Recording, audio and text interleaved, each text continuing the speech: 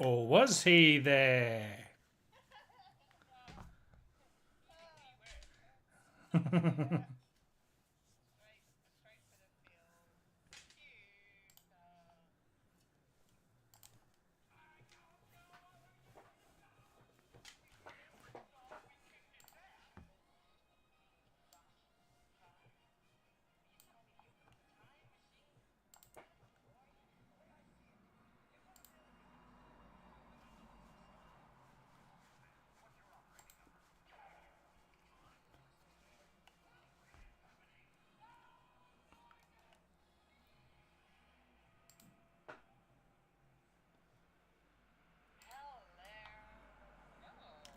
Hello! And I'm the Queesass Satirac riding on a worm! Michael Lister.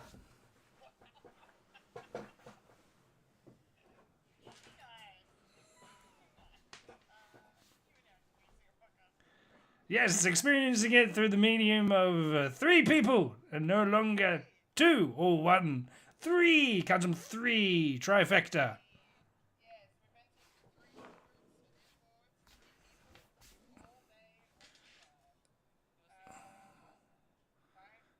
Wednesday, Friday, happy day.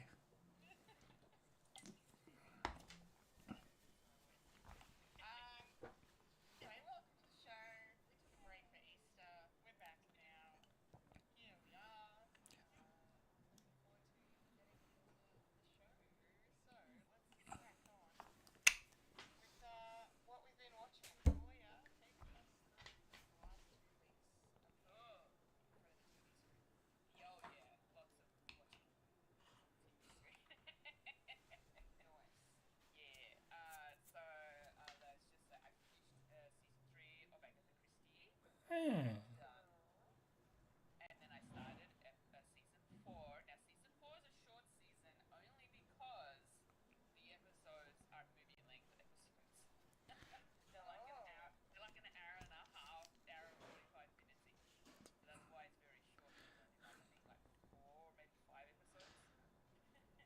So they're better?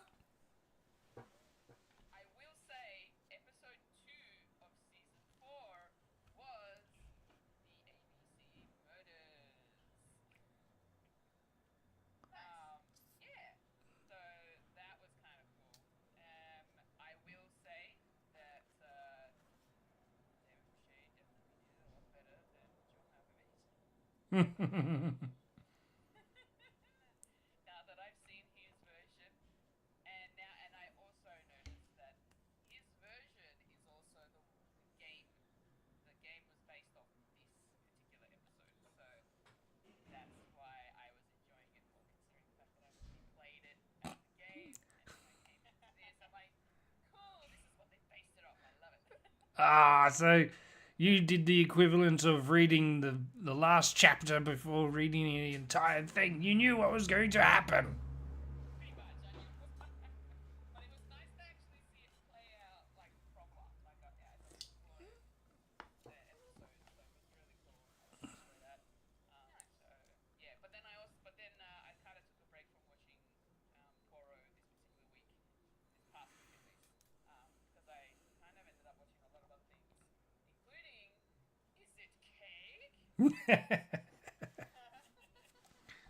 Did,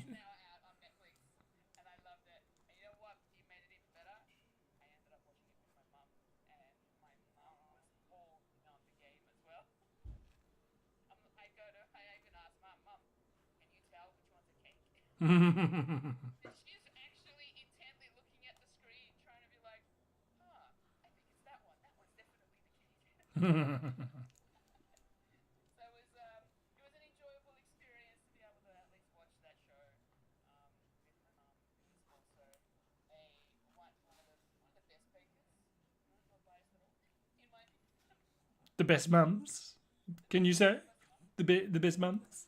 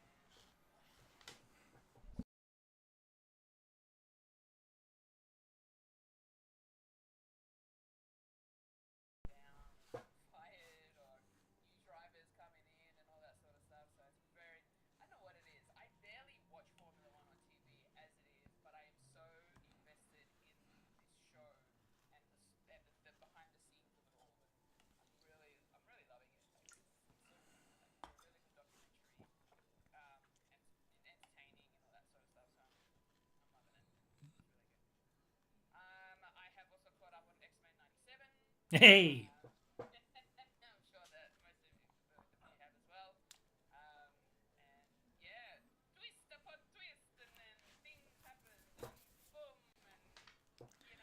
S-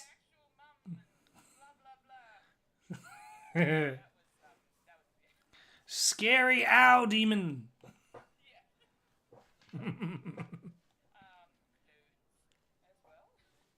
Clones in my sci-fi? What? Something sinister is happening.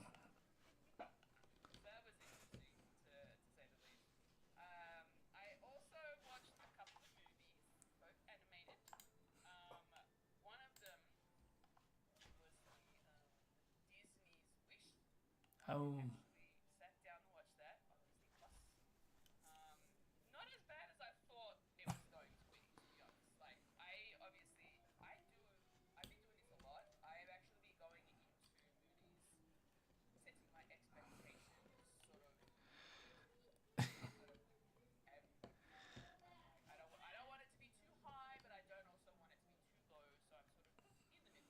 Expecting trash.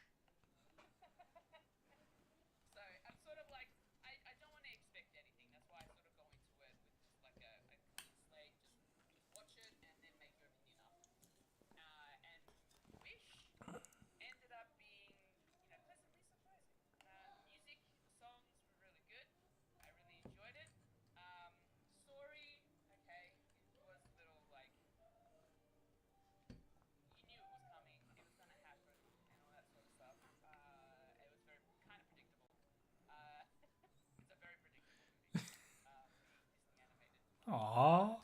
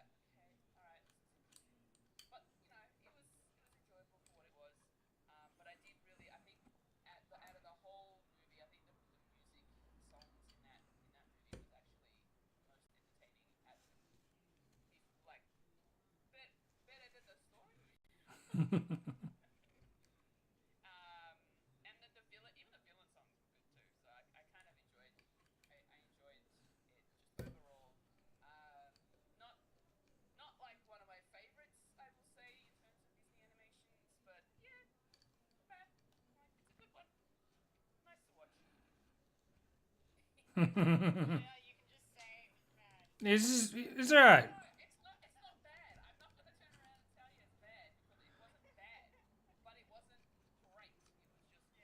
Well, they said themselves it was 100 years in the making.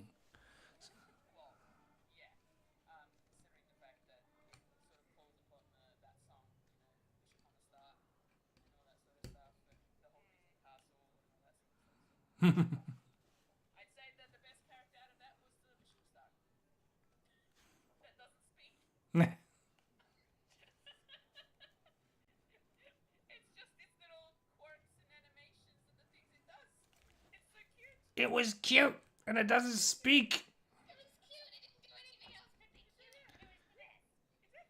Yeah, I love those psychic characters that don't speak.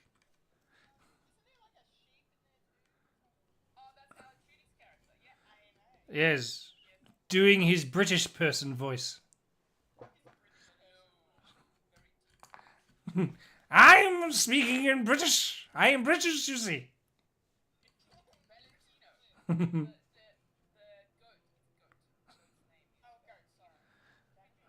Yeah, of Weaseltown. Weaseltown.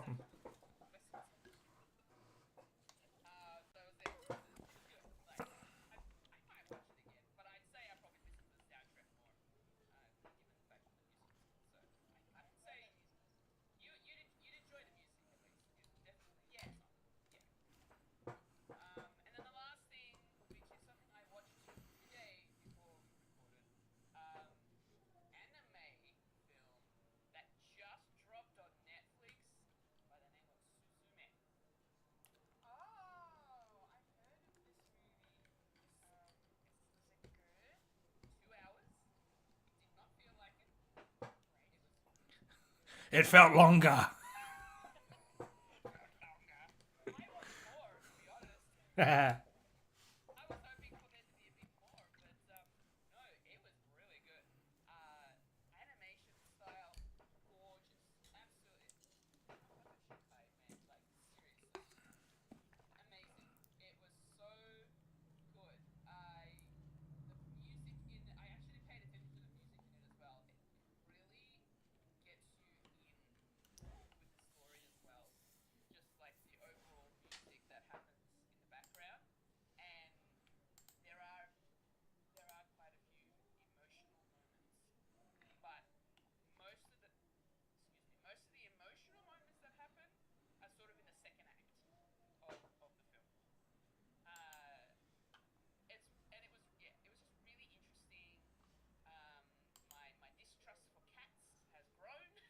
Hmm.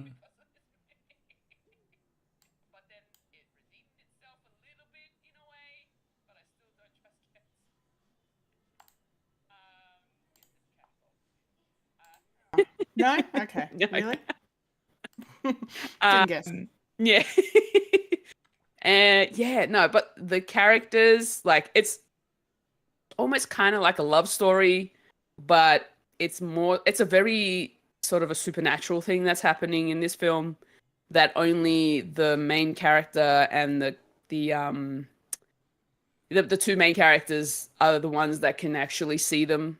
They have to go around and close doors to stop this really enormous cloud, which is apparently a worm, from coming out, because apparently this thing had destroyed cities in the past, like hundreds of years ago before.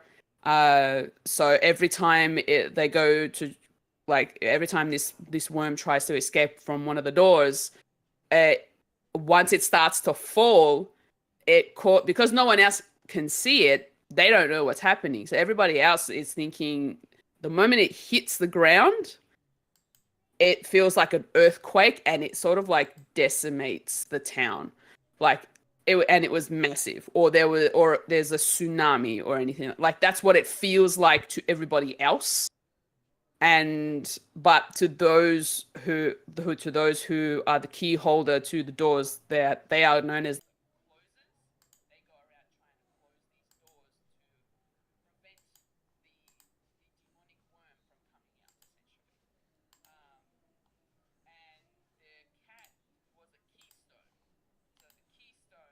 What keep them in. But this cat ends up coming to life because Suzume ended up taking this keystone out of its place, essentially unlocking the doors from one end. And there's only two keystones, but apparently there's like two or three there's two main doors. It's a little hard to explain. It's better if you actually see it for yourself. It's just a really amazing little adventure. There's emotion involved. Suzume ends up coming across this particular person, Sato. Sato is the closer, and then just a lot. It's just a big adventure. And she lives with her auntie because her parents passed away. The auntie's trying to find a way to connect with her, but then because she's come across Sato gets cursed and gets turned into a chair that has 3 legs. But it's this chair can still move, and he can still talk as the chair. And then by the end of it, you realize what happens to him, and it's not great. And it gets emotional because they've been on this journey for so long, trying to close all these doors throughout Japan, that they've ended up becoming very close. So it's a beautiful movie. I would highly recommend everybody check it out. It was one of those movies that came out last year or the year before. I can't remember when exactly. But everybody's been raving about it, and I've been dying to see it. But because it's on Crunchyroll as well. But because I haven't reinstated my Crunchyroll subscription, I've been sort of really like dying to see this movie, and I'm so glad the moment I opened up Netflix and saw that Suzume was there, I looked at the time. I'm like, I have time. I can watch this now. I watched it. Yeah, I loved it so much. Highly recommend Suzume. Hell yeah, Fulya. Nice. And I'm gonna leave it there. Yeah. That's all I've watched. I've watched a few other bits and pieces here and there as well, but they're the main ones that I wanted to mention. Yeah, cool. Yeah. Great. Good. Thank you so much for sharing. That's awesome. Michael, what about you? Well, been watching me One Piece, or One Phase, as it tends to be. What are you up to? I've been watching the edit. You're cheating! No, I'm not. Yeah, you are. I'm a very busy man. I haven't even cracked the 100th episode yet, so Okay. I'm close to there. So I'm not, but I'm getting there. I passed a guy with a snot rocket, and the guy that deals with wax. Yeah, yeah. I know where you are. Yeah, I'm in a winter wonderland. Round about there. So they say. Enough said. Spoilers for the second season. Yeah. Yeah, so that's been going good. Yes, I've been watching the X-Men 97. That's been going good. A lot of old faces coming back, and quite an interesting dynamic of having a love throuple between Magneto, Rogue, and Gambit, and that's a bit of fun. I love a bit of melodrama when it comes to this. It's been fun, and also Storm's story as well is getting very interesting, and hopefully we'll see more of that in the coming weeks, and what's happening with her. Yeah, and also the origin of Cable. Did you notice the? Oh. I'm sorry. Did I spoil something?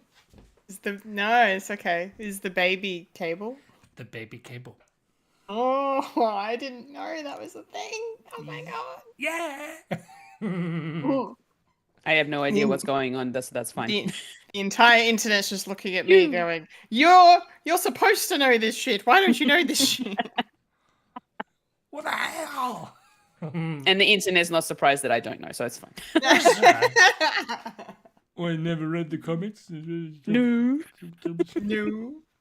So Comics. that'll be interesting if they get James Masters in the Deadpool movie, and they say, "I met your son." It's like, what? Only the ones know. Josh Brolin is your baby. Yeah, so Deadpool's going to be awesome. Having said that, also sort of came back, but not yet. Smiling Friends. The first episode got dropped on Adult Swim, which you can't access in Australia, so you have different means. But the first episode's out. It came out on April Fool's Day, which is fun. And yeah, I like that show.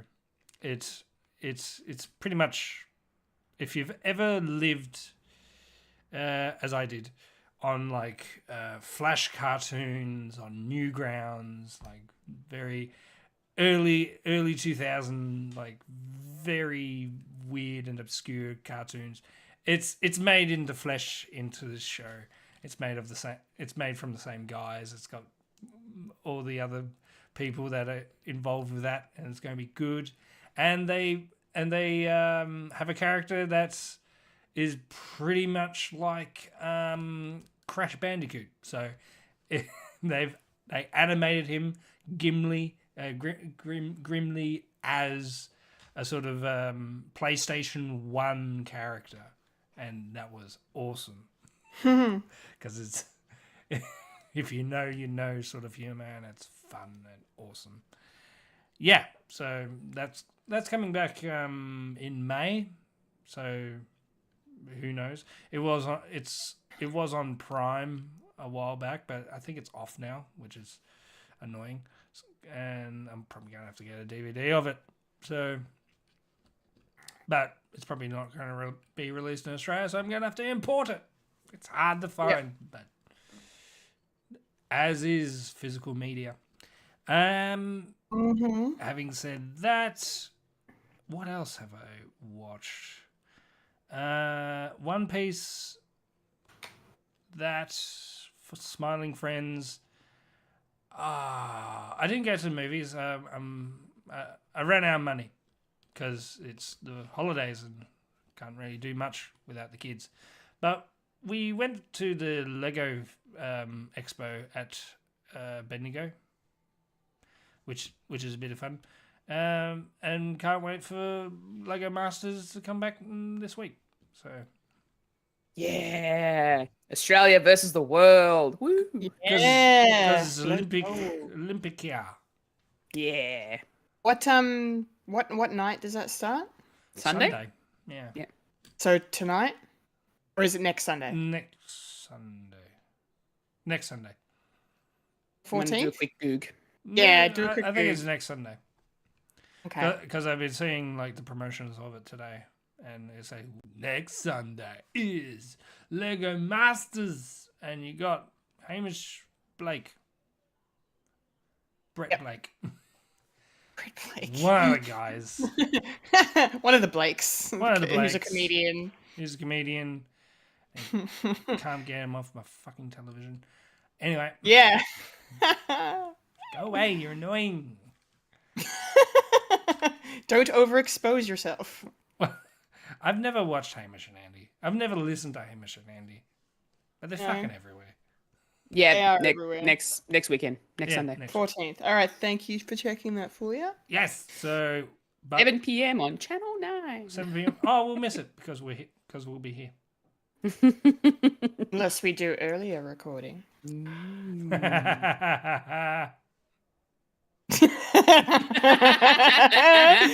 don't like that laugh. That sounds like that's not happening next week. No. Or we can always move everything to Monday. We shall see. Who knows? Behind the scenes. Who behind the knows? scenes. Anyway, Kendall, you've Anyway, been doing stuff hey. behind the scenes, like watching TV. Yes. Yes, I have. Cool. Well, yeah, I'll start off with X-Men 97 as well. I also caught up on that today, finally. Really enjoyed the, seeing the kind of evil Jean Grey clone for a bit. That was fun. Simpsons did it. Yeah, Simpsons did it. I'm the Goblin Queen. Yeah, I am the Lizard Queen. Yes. I really like that. I was kind of the way, I don't know, for some reason, I don't know if it's just the way my brain is trained with TV now. I thought that it was going to be like an ongoing storyline, and yeah, it feels like it's going to come back. Like she's going to come back at some point. Anyway, but the fact that they wrapped it up in one episode, I was like, oh man, I was ready for this intrigue to go, and it just, it's over. Okay. Remember, this is children's television. Yes, it's very episodic stuff. So yeah, I don't know. The two-parter was just lulled me into a false sense of security, I think. But that's okay. I'm not complaining. It was still fun. I really liked seeing Sinister. He's a good bad guy. That was a very good episode. I enjoyed it thoroughly. And then the next episode was an interesting one. And speaking of kids shows, it really took me back to that age of like, shows that have two stories in the one episode sort of thing. So the Jubilee stuff was interesting. It was a bit of fun. Her and I've already forgotten his name. They're very cute together. So I liked that. And then and the Storm stuff was good. Really, really interesting. But that guy fell in love with her very fast. I'm like, all right then, okay. Creepo. It's fine. It's fine. So X-Men 97 is great. I just that fucking theme song though. Every time it comes on, I just start fucking jamming. I'm like, yeah, I could listen to this on repeat. I just, oh, Get that it's just, skip button out of here. yeah, literally. Like that skip button is the most offensive skip button since Peacemaker season 1, and I would argue even more so offensive in this case. Ooh, I got the earworm. Yes. That's great. Yeah, X-Men 97, fantastic. Recommend people check it out. I finished Succession. I finished it. Ah. Nice. Yeah, it's done. I binged the shit out of it. Oh, the whole show.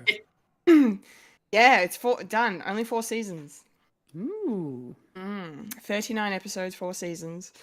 And yeah, what everyone says about it is just true. Like, it's just, the hype is real. Like, it's just, it's great. I've been having withdrawals, I tell you, the last few days, just because I'm just, I miss that world and those characters. Like, they're all terrible human beings, but I love them.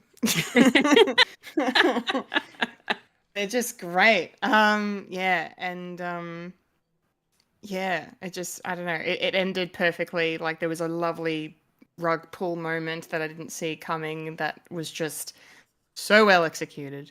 Fucking just, yeah.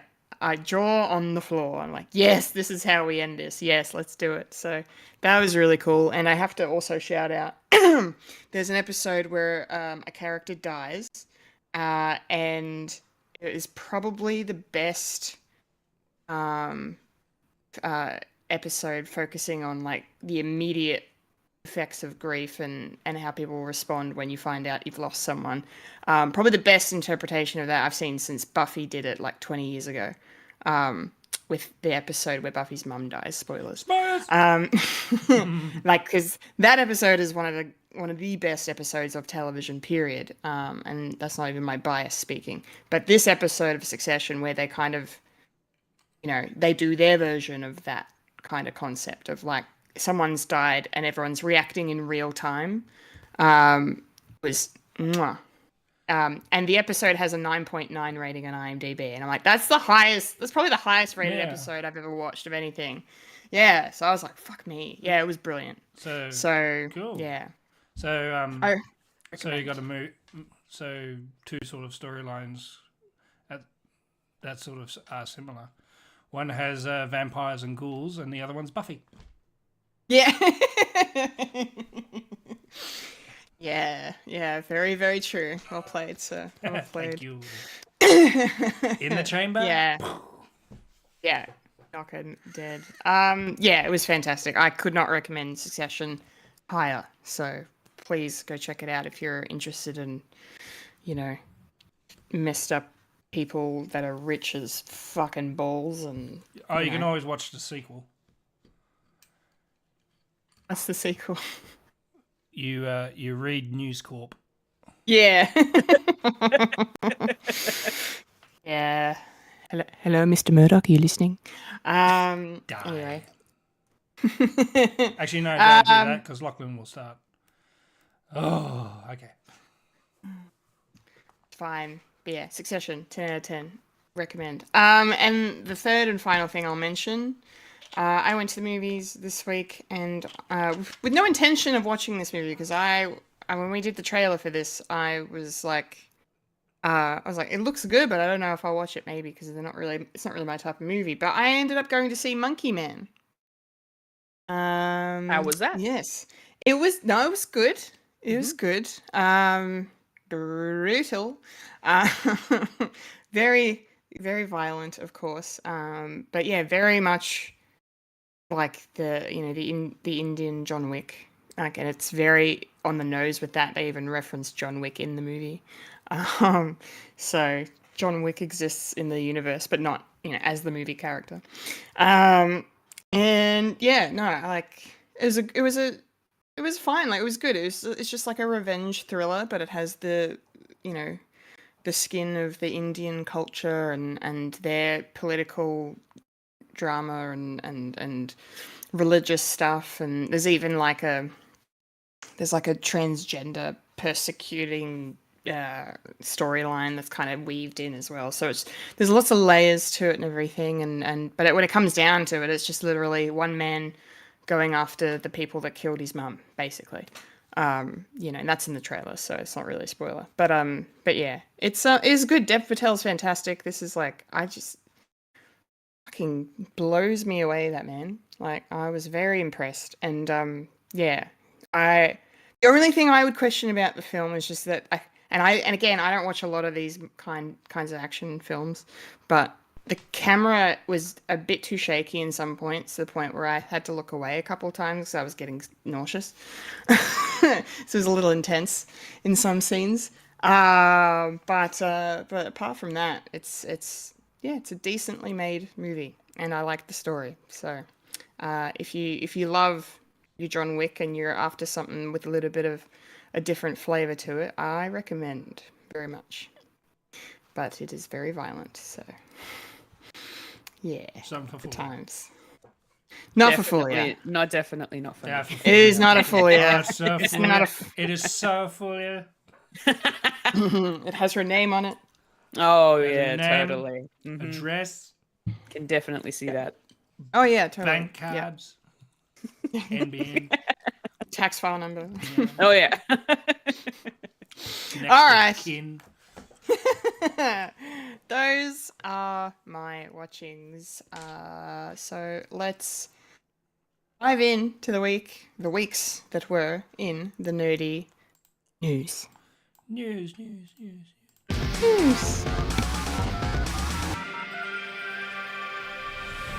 This is the news in nerdy news. The nerds that talk about the nerdy news. That is us who talk about the news that is nerdy. And now the queen of nerdydom, the hostess with most S, Kendall Richardson. Take it away, Kendall. Do you really want to taste it? Definitely worth actually watching the YouTube just to get our visual gaze. Good. Sorry, audio listeners. I'm glad extra incentive to go to hit up the Fred the Alien YouTube channel. Get things that you don't see. Yeah, but Yeah, start, because you're but start within the first 30 minutes, because my desktop audio wasn't on, so it was all silent. Anyway, I'll get it right one day. Oh, love that so much for us. Okay, so let's get into the nerdy news, shall we? We're going to start with some Marvel news. Some casting around the upcoming Fantastic Four movie.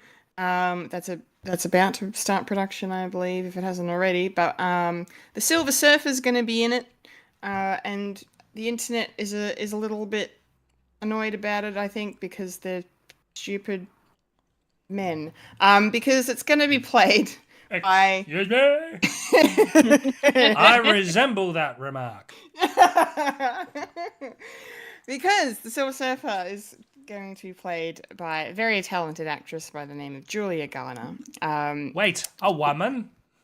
A woman? How can a woman be the Silver Surfer? How can a does character that happen? canonically doesn't have a dick be a woman? Be a woman? Well, let me tell you. So, basically, she's going to be playing a version of the Silver Surfer that goes by the name of Shala Bal. So this version of the character is from Earth X, if I'm reading things correctly, which is one of the most notable alternate realities. So a lot of people are saying that there's already people been saying this for a while, but the Fantastic Four movie is going to take place in a different universe. It's not going to be in the main MCU timeline, but I imagine it will in the... What were they called again? Incursion. Incursion. I was going to say convergence or insurgents, and I'm like, no, neither of those are right. Fuck, I'm so out of touch now. Like a version. Yes. Like a virgin. Aye. Yes, so... Anyway, yeah, so, yeah.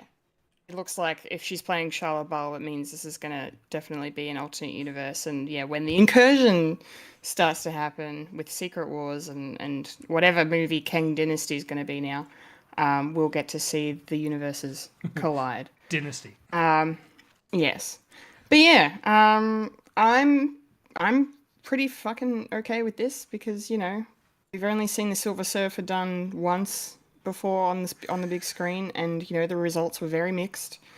I mean, I remember liking the Silver Surfer in the Rise of the Silver Surfer movie. It was Galactus that was the problem, from what I remember. Even though I haven't.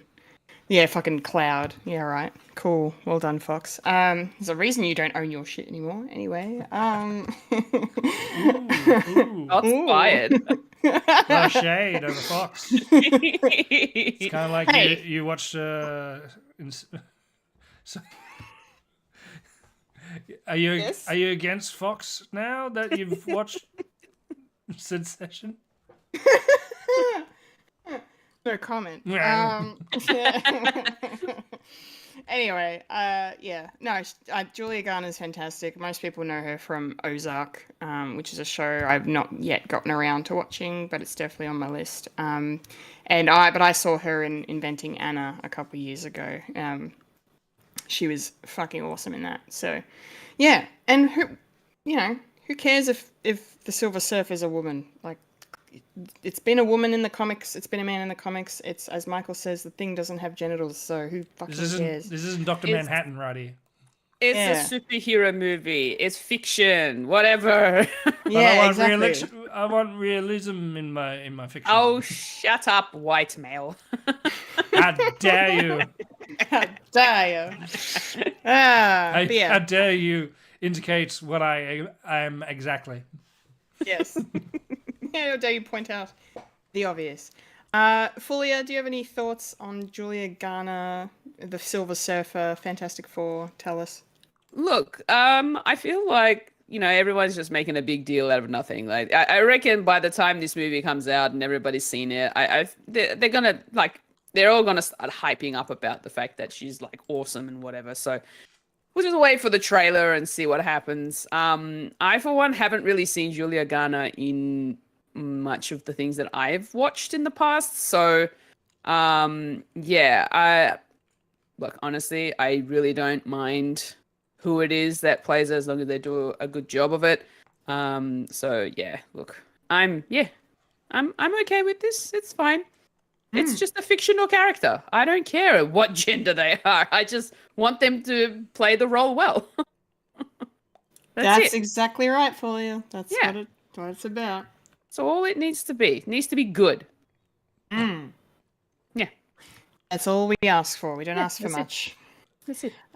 Nice. Thank you. All right, cisgender white male, what do you think? Yeah, it's my turn to speak. It's that time, my time to speak. Yeah, it's fine. And with this, the indication that it may be a different universe, we could have a first Captain America on our hands, like for the ending.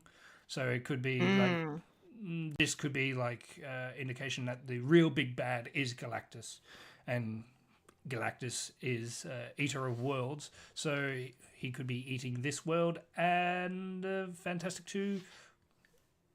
Four. Fantastic 2, where did I get that one? Fantastic Four will enter our universe, or something will happen, and then Battle World, we don't. And something. So it's going to be interesting, because apparently the 4th of the 4th is a Fantastic Four Day, apparently. And they showed a picture of the flaming torch, like going across the skyline, and people have deduced that the skyline doesn't really look like New York. It looks like the retro futuristic 60s New York, with everything kind of looked like the Jetsons, and we sort of got that with the Valentine's card as well. Yeah, it kind of does, actually. Kind of has that aesthetic, and I'm all for that. Mm. I love that sort of. I love that futuristic retro, like 60 stuff. Like all the rockets are like curvy and and just bubble shaped. Yeah, kind of like that Wes Anderson film that came out not too long ago. What? Asteroid City. That's yes. Asteroid City. Asteroid City. Asteroid City. Yeah, so I'm really looking forward to this movie. Great. Nice. So am I. Yeah. I think we're all Yeah. excited. Finally, I'm Real excited excited. for Well keen. a Marvel movie. That's not something that we've seen before. Except for Something new, something different. yeah, Fantastic Four, but this time Disney style. Disney style. All right. There's a mosquito in my room. Oh no. He's going to eat me. Anyway, Well, speaking of franchises that have had multiple attempts, this next story has me very intrigued because Warner Brothers announced this week that they are making another Matrix movie, which I'm just confused about this because Resurrections is not a good movie. It was bad. still haven't seen There's it. some fun stuff in it, and there's a little bit of fan service, but on the whole, it's a mess. And just a lot of Keanu Reeves doing this, and just and I'm like, I know that's Neo's thing, but I'm like, God damn, go back to John Wick, Keanu, we love you. Whoa. Anyway. Fully, I have a was that a question or was that your Neo No. impression? That's my Neo. Visual gag. Again, I say, Yeah. come to YouTube videos. Yeah, I was gonna, how I went like, just Neo doing lots of this, and then I was Yes. silent, and no one could Yeah, hear, yeah. no one could see what I was doing, except if you're on the YouTube. Hey. But anyway, so yeah, I'm really, really just surprised that Warner Brothers are willing to dive back into this franchise after the bad reception of the previous film. But they were pushing the Wachowskis to make the fourth one for quite some time, to the point where the Wachowskis, well, Lana, who directed the last one, she inserted some very meta humor that was quite amusing. One of the high points of the movie for me. But anyway, the thing that actually makes me interested and intrigued to maybe check this out when it comes out is the fact that it's going to be written and directed by Drew Goddard. He is a fantastic screenwriter. If you're not aware of who he is, he worked on Buffy and Angel back in the day. He brought us Netflix's Daredevil with Charlie Cox.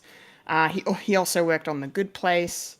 And a couple of notable things apart from those awesome things. He also did Cabin in the Woods, the horror movie, and he was Oscar nominated for his work on The Martian. He wrote the screenplay. So, apparently he came to Warner Brothers with an incredible pitch that they really liked, and the Wachowskis are actually behind him on this, and Lana's going to be producing the movie. So neither of them are going to be directing. It's going to be a Drew Goddard flick. But yeah, they haven't said who's going to be in it, what the story is going to be, anything. They basically just said, hey, it's happening, and this is the beginning of who's involved with the project. So we'll see.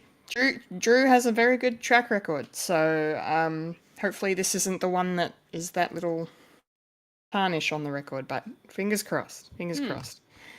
People are excited, so I'm interested, intrigued. Fulia, what do you think about all this? Honestly, I think I've only seen the first movie and I haven't seen any of the others. But That's fine. But I do know that the first 3 films are currently on Stan, so maybe a Matrix movie marathon. Hashtag not sponsored. No. Yes. I would love to work for Stan. Hi, Yes, Stan. Mike would. Hi, Stan. Please Stanley. hire us.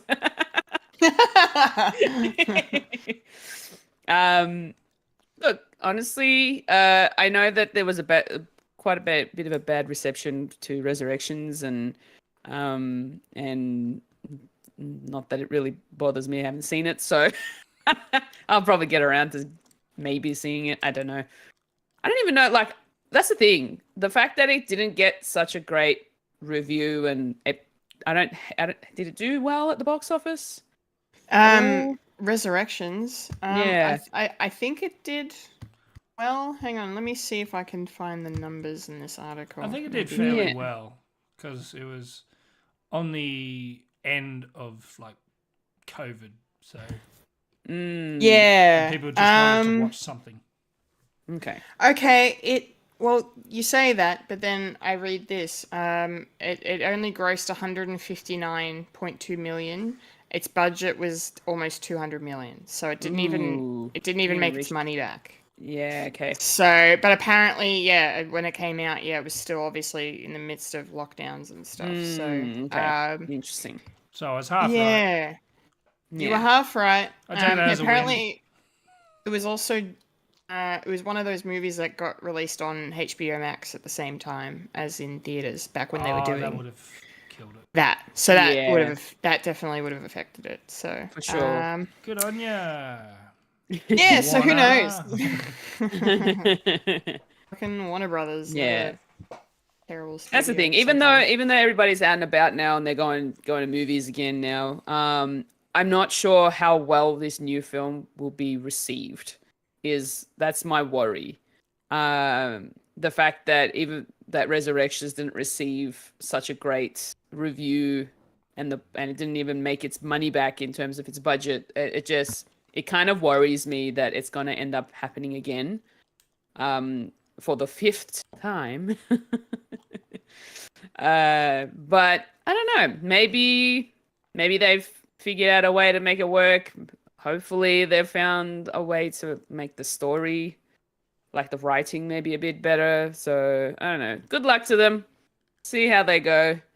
I'd say we might be able to tell once we see a trailer whether it's going to be good or not. Although it's always trailers can always be wrong too, because sometimes they're good and the movie's bad, and sometimes trailers are bad and the movie's good. So Yeah. we don't know what's going to happen. We don't know what's going to happen. That's very Yeah. true. Yeah. Okay, but what we do know what's going to happen is that Mike is going to give us his thoughts. Mike. Yeah.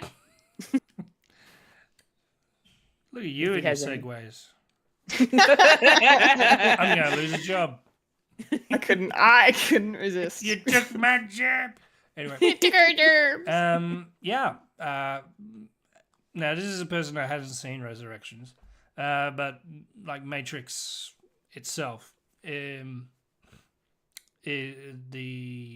lore is that the world gets the Matrix gets rebooted like every time, so you can do like something that's within the world but not part of the Wachowskis sort of version with Neo and all that. So Yeah. you can like expand on that. So there's a possible story element there that you don't have to focus too much on like member berries or anything like that. You can just have it within the world, and yeah, it's sort of like Star Wars in a way.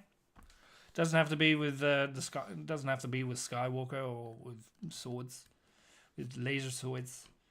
You can do like you can do like stupid stuff like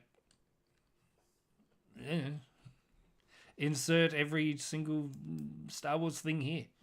Ewoks is a thing. Let's do a couple of movies with Ewoks that don't mean anything. Yes. Yeah, caravan of garbage. That's it. Yep. Yeah, so you can do stuff like that. So interested? I'll probably have to sit down and watch Resurrections.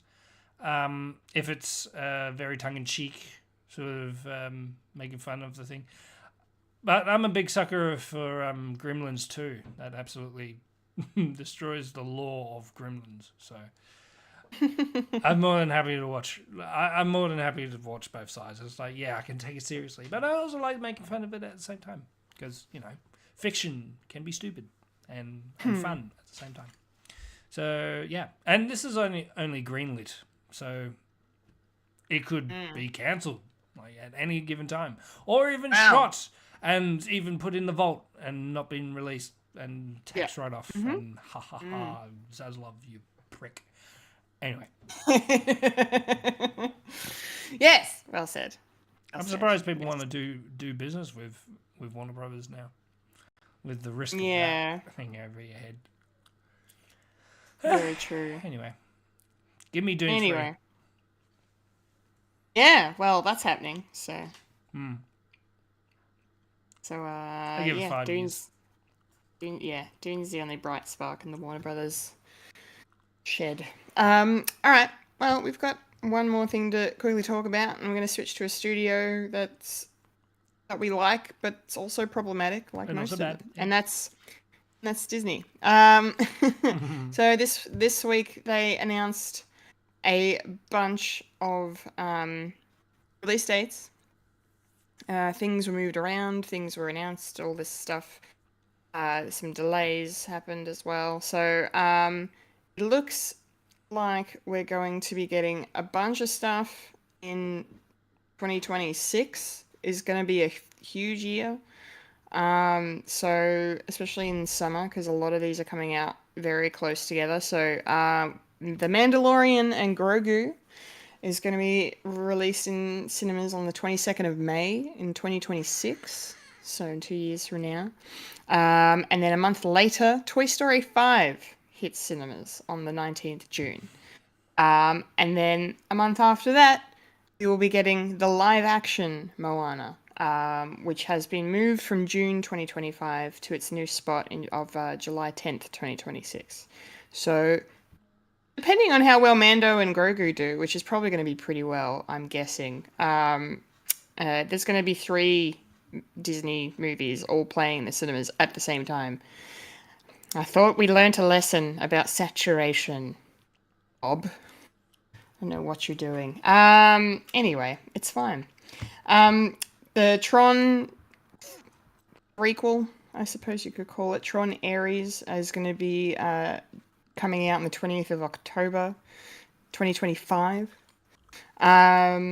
That is going to be an interesting movie. I haven't seen the previous 2, but based on the cast for this one, I'm probably going to have to watch the previous 2. But maybe I won't. No. Well, you don't have to watch the first one to get the second one. Yeah, I imagine. It's sort of like that. If you know, like, the Gisk of Tron, like, guy enters video world. Yeah. And stuff like that. Otherwise, don't watch it because today's audience looks corny as fuck. Yeah, I bet. Yeah. I bet. I've seen some of the graphics, and it's very, very of their time. It's kind of like Doctor Who. You don't have to watch the classic series to get the new stuff.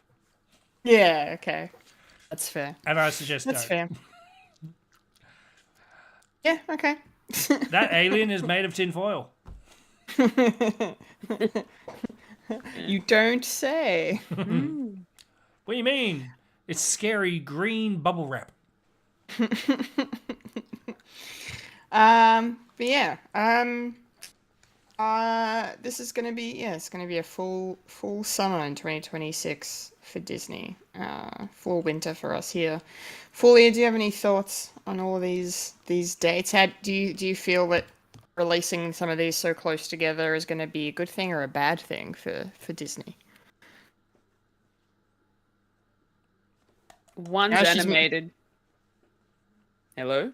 Yeah, I didn't hear the first half of what you said. Oh, okay. Considering the fact that one of them's animated, one's an adaptation of an animation, and then the other one is based off a Star Wars show. I don't know. Like, I think everybody's gonna have like they've got something to watch. If they're not going to watch one, they'll watch the other. So I feel like I don't think it's such a terrible thing to do. It just really depends on the fans. Yeah. At least with Toy Story 5, there'll be a lot of families going with their kids. The live action Moana will be more so the people who really enjoyed the animation, and the people who grew up in that sort of time, they'll end up watching it as well. So they'll probably go to that.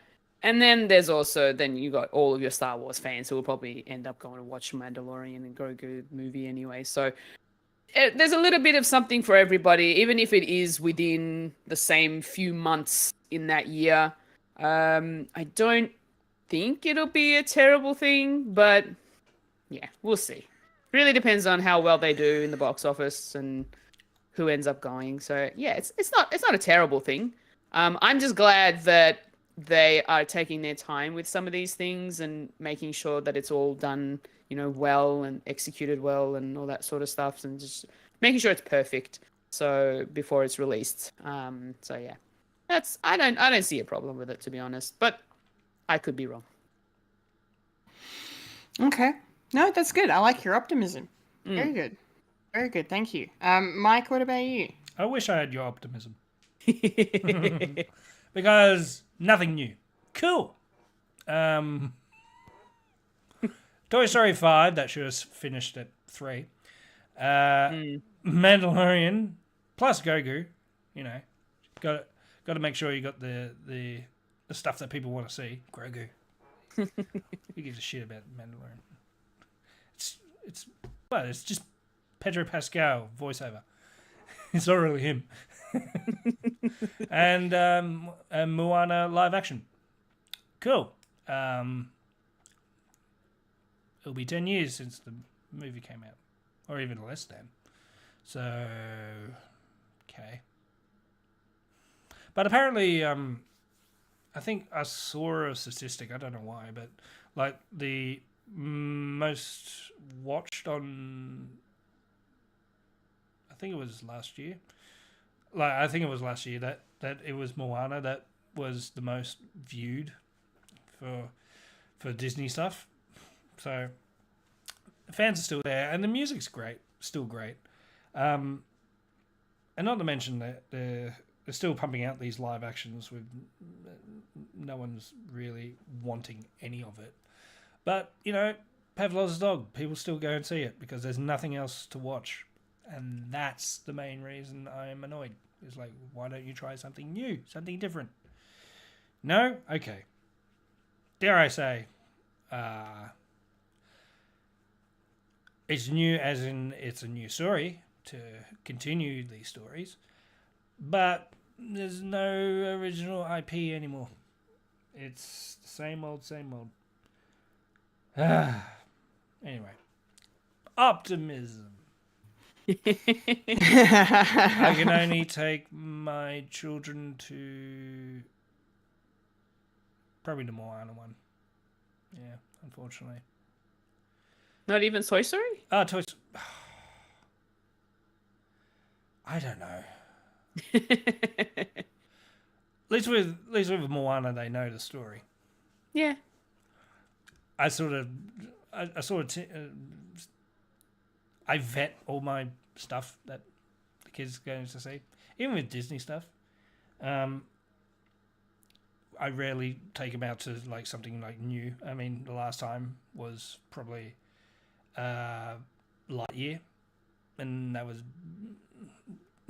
she got bored really easily. It was good because there was only like the two of us and another family as well. So she was sort of having fun with the other girl, just running up and down. It's like, yeah, it's okay. This is a piece of shit.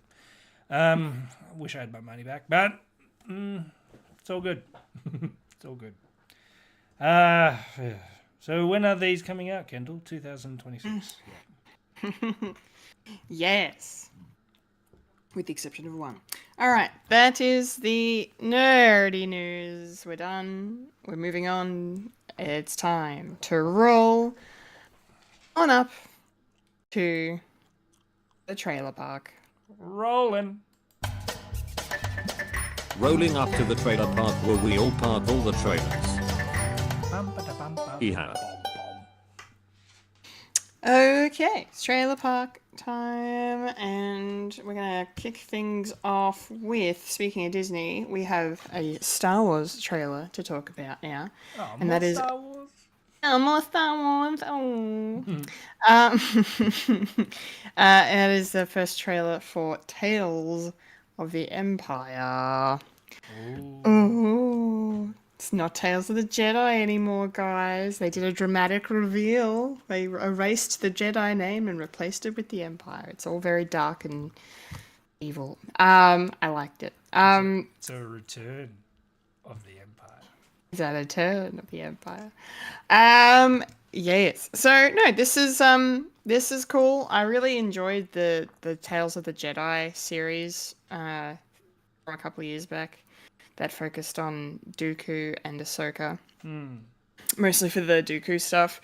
So I'm glad that they're kind of leaning in again with getting some backstory on some villains here. Particularly Morgan Elspeth, because she's dead now. Spoilers.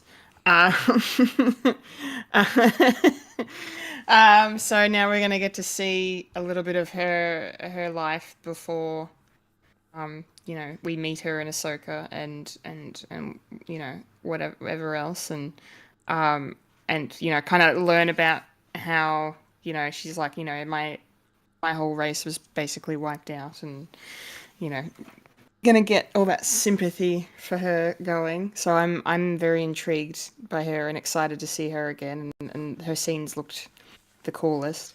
What was the other character? Because I don't think I'm familiar with him, and I've forgotten his name already. Mike, do you remember? Him. General Grievous? No, General Grievous was in the trailer, but it's the main character of the other, because they focus on two. One of them's Morgan Elsbeth, and Oh, the other. Oh. yeah, she's from all the way from Clone Wars. Yeah, I can't remember Barriss her name. Offee? Yeah, that. Okay, So, Barriss Offee. Okay, so she's from Clone Wars. yeah, she basic backstory. She was apprentice at the same time as Ahsoka, and Right. and one went to the light side and one went to the dark. So essentially, it's like that.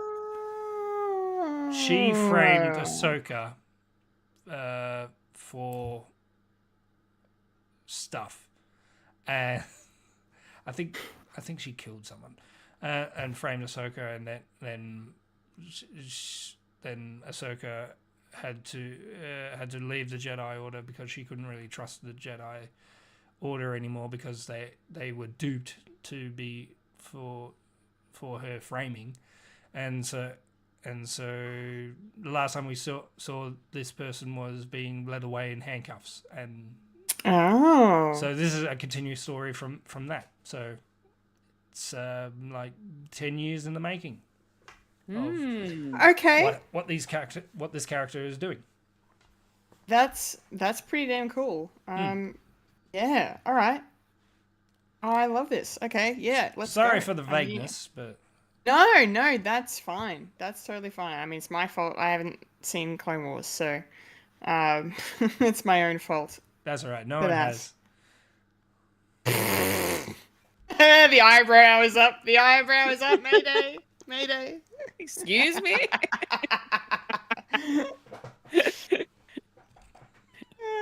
Amazing. Okay, but I have no idea who Barriss Offee was, so that's great. I'm sold. I'm even more in than I was 5 minutes ago. So that's great. This looks awesome. I can't wait. Fulya, tell me your thoughts. Oh, I'm keen as beans. I cannot wait for this one. It's really cool, the fact that we're getting a bit of a prequel story to Morgan Elsbeth. And then the continuation of course, of Barriss Offee. And honestly, I completely forgot about her too, considering the fact that the last time I watched Clone Wars with her and it was like maybe last year or the year before. So it's been a while.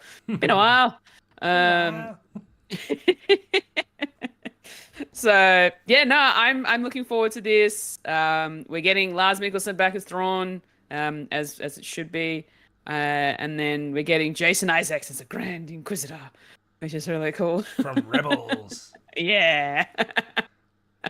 Yeah, no, I'm really looking forward to checking this one out. I really enjoyed what we got from Tales of the Jedi, and now that we're getting the opposite end of it now, so it's going to be really, really interesting. Yeah. Yeah. Hell yeah. Yeah, my confusion of trying to find out who this other character was, I forgot that fucking Thrawn's in this trailer.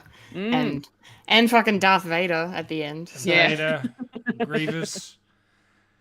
Yeah. Go. Everyone. Getting the band back together. Getting the band back together.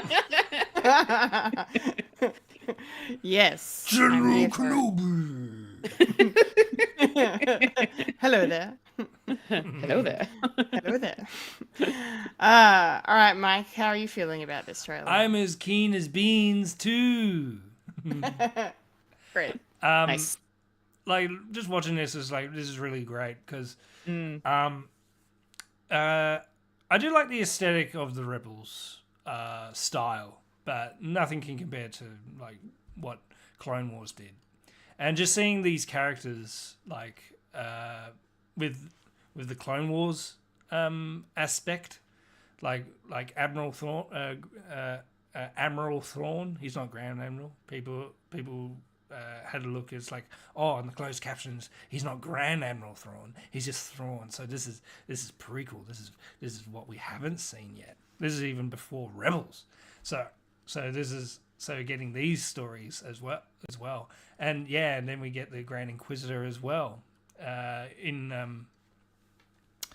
as a Clone Wars character, and heaven forbid, the discourse when he was in the Obi-Wan series, everyone was complaining. It was like, no, his head needs to be more egg-shaped. Looks like this is going to be more rounded, so, shut up. You can have it both ways, man. And also being voiced by Isaac as well is a real treat as well. I do like that. And also with the... tying in with the Darth Vader's secret guise that he has. So we're going to be dealing with that sort of thing. His secret guise. He's Ocean's 11. But I think it only went up to 7. I think. So yeah. So more of that, please. And this is just like Tales of the Jedi was a good knowing little bits and pieces of Ahsoka before Ahsoka, and not many people know what Ahsoka is. So if you're just chucking in a little bit of things as well, and yeah, I know I harped on this there's nothing new, but this is sort of expanding the universe where Toy Story 5 is not expanding anything. They haven't expanded anything with that. Humans still do not know that toys can talk, except for Sid, and he's probably locked up in an insane asylum somewhere, thinking his toys can speak. I want to see that in Toy Story 5. Yes. Do that shit. Where did Sid come? Where did Sid go? Yeah. And not the fan theory that he became the bin guy in 3. Yeah. Oh, because he was wearing the same shirt. Shut up. There's more than one shirt in the universe. So yeah, I'm really looking forward to this. And when is this going to be gracing my presence? Because I am yes. man. Well. Tales of the Empire. May my knife chip and shatter. Oh. Nice. May my shite chip and shatter. I love that meme. Basically, he's saying, "Fuck you." I can never watch that ever again and not think, "Ugh." You don't know what we're talking about, do you, Fulya? No. Dune, baby, Dune. Dune. I'm going loopy. Anyway, Tales of the Empire's coming out on the 4th of May Oh, yeah. because May the 4th we with you, so. And also with you. And also with you. And you. Okay. Lift up An your X hearts. trailer. Lift them up to the Lord. An X trailer. Yes, keep it in the genre, a different genre. This would be our first trailer, I think, or maybe the second trailer, but the first full trailer anyway, for Dead Boy Detectives. Yeah. This is a show based upon the works of Neil Gaiman, set within the universe of the Netflix Sandman series. DC.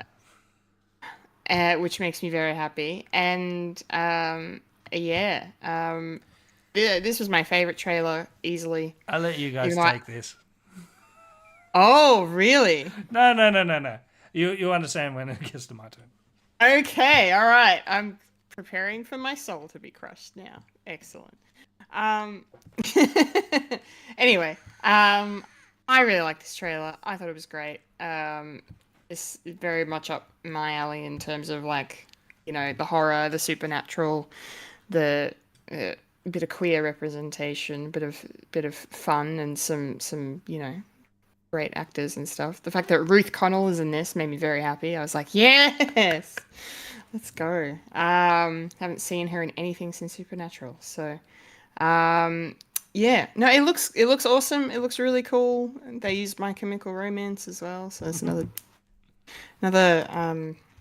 Hit the box ticked. nostalgia. Hit the nostalgia a bit. But yeah, it looks cool. Like, I know nothing about the whatever it's based on at all. So I'm excited to learn about some new IP, and the fact that it's set within the Sandman universe is really cool as well. Because you've got death showing up. Because these two boys, they be dead, and they're clearly trying to avoid going to hell. They be dead. They be detected. Dead and detected. Yeah, no, it looks really cool. I can't really say much more else than it looks really cool, because that's just how I feel. Yeah, this is my vibe. This is my jam. This is my bread and or butter. So I'm ready to go for Dead Boy Detectives. Fulya, what do you think of this? I'm curious for your thoughts on this one. Very supernatural. It's got the detective mode thing happening, and I'm really into my murder mysteries and detective shows, and but I don't know. I'm kind of on the fence on whether or not I want to watch it, because it ticks those boxes, but it also gets to a point where it goes into a little bit more of the violent side of things. Where it's kind of not really bordering, but getting close to the border of being a little gruesome. So I'm kind of curious. Maybe I might watch the first pilot episode just to see where I sit with the show. But the trailer was, really interesting, and I was very excited the moment I saw Ruth Connell pop up, and because she's pretty cool. But yeah, I'm not 100% sold, but maybe I might be once I watch the pilot. I'm not sure. That's the thing. The other thing I didn't realize was that the two detectives were dead. Even though the title says that. I know, even it didn't click that they were actually dead, but it just meant that they decided not to cross over to the beyond. Because it wasn't really mentioned really until you see certain things happen in the trailer that made him look very kind of ghostly and spirity. Well, sort of. yeah, there was a. I will agree with you there, only because I didn't realize they were dead either, even though it's in the name again. Yeah. But until like I saw one of them like kind of ghostly walk through a wall, and then they started talking about the fact that like they're running away from death and They don't they want don't to want to go go back to hell and Yeah. and that stuff. I was like, oh, okay, so they're both dead. And then oh, duh, it's called Dead Boy Detectives. You Yeah. fucking Anyway, If they tell you who they are, believe them. I get you. So yeah, like it looks cool. Kind of in the realm of the Sabrina show that was on Netflix as well, and it's interesting. I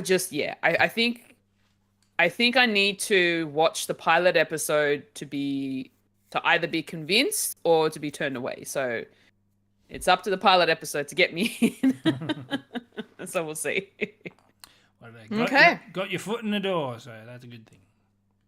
The foot's Yes. there. It's on the threshold, but whether or not it wants to just keep going, we'll see. Okay.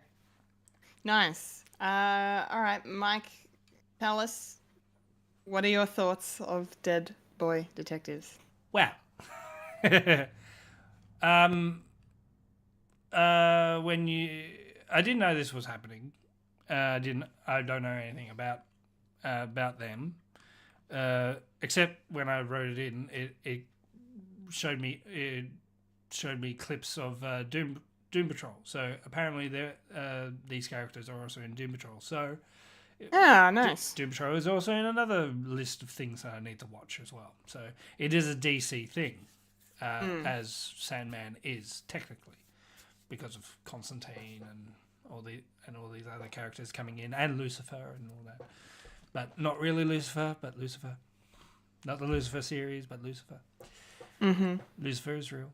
Hail Satan.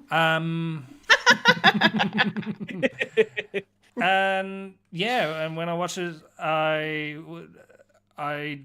did not expect to watch something that I was aware of, but I did not partake. I didn't have really an emo phase in my early adolescence, like sort of alternative. My alternative was Doctor Who and quoting Monty Python. So and just listening to My Chemical Romance, I just burst out laughing. It's like, oh my god, I am not the demographic, but I love the fact that I want to watch this show.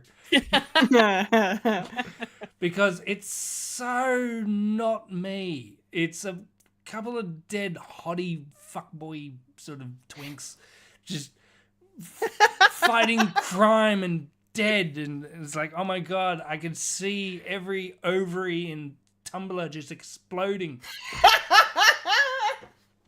There it is.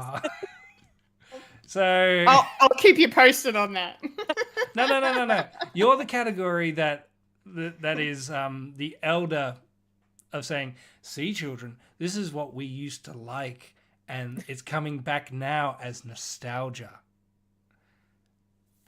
There we go. Your lifestyle in the early 2000s is now nostalgia bait. I'm out. See you later, guys. Yeah, but it's a good thing I didn't actually have an emo phase either. I had phases, but emo wasn't one of them. Well, you didn't listen to any Fallout Boy, or Not back then, no. no? No. That's a shame. Yes, Kendall has gone through an emo phase. I had a massive emo phase, circa 2006 to 2009. Yeah, roughly. Those are my emo years. Straighten my hair, guy liner. Oh yeah. Yeah. I've seen pictures. I did it once, because I don't know why. It was like when I was newly with my wife, former girlfriend, and I was going to a party. I think you were there, Kendall. It I was probably was. way back when. And it's like, yeah, I'm going to straighten my hair and do the guy liner. It's like, I'm going to wear one of your shirts because I need like a tight shirt. It's like I was looking the phrase, but I wasn't really acting. It was just like, hello, fellow emos, how are we? I think I remember the exact party you're talking about. Yeah. I'm pretty sure. I think I got Yeah. a photo of it, like me and my wife just doing the Yeah, And yeah. absolutely white flashed out sort of pictures. It's like, yeah, this is gonna be a thing. I feel like I feel like I need to dress up as an emo as a costume for Halloween. Well, guess what? You can now as a costume. The emo person. Yeah, they've got like 90s girl with the sort of with the sort of what's that?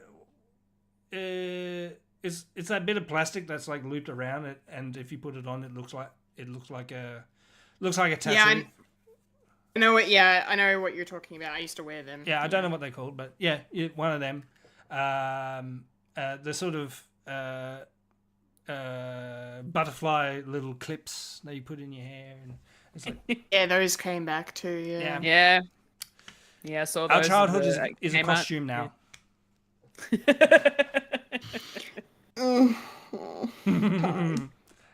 Hello, fellow kids. Anyway.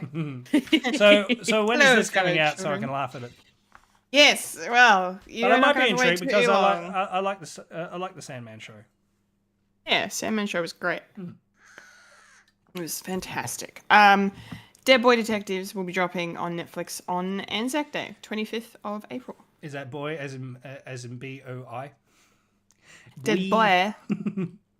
Yeah. The boy. Boy. The boy. Boy. Oh, I shouldn't say that. I might actually ruin it for your enjoyment.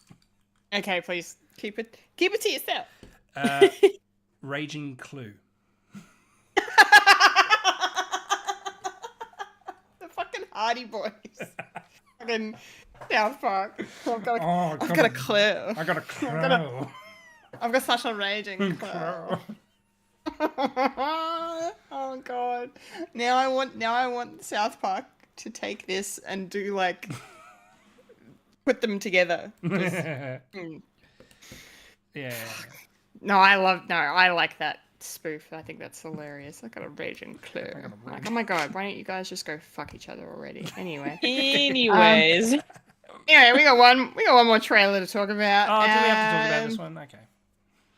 Oh, you don't. Oh, okay. Oh, okay. Well, I don't really have a lot to say about it, but I'm curious for your thoughts. This is a trailer for an upcoming movie directed by Jerry Seinfeld, and that is called Unfrosted: The Pop-Tart Story. This looks like one of those not based on true story, but based on true story, sort of hyper crazy, weird ones. This looks, a very heightened reality, I think. Maybe based in some fact. I don't know how true it is. It just kind of sounds a bit hysterical that, the two of these, cereal companies essentially are just so at war with each other, and they're both trying to find the new big thing to bring to the masses. So, yeah, it looks like it's fun. It could be funny. It's a pretty big cast. Good cast, lots of very funny, talented actors in it. So it'll be amusing, hopefully, if the script is good. We'll see. But yeah, I might check this out. I don't know. I wasn't entirely sold. I was like, this looks fucking batshit bonkers.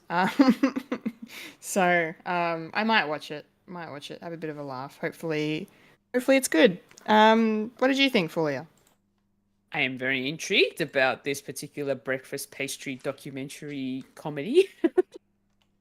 I like Pop-Tarts. Nice. I want to know the history. Yeah, I think this is going to be just some good fun, good laughs, and and it'll be interesting to sort of get an idea, even if it's not 100% true, just to get an idea of where this particular pastry came from in terms of the conception of it all. Because no, like honestly, I don't think, when did it first pop up here in Australia? Not pun intended, but like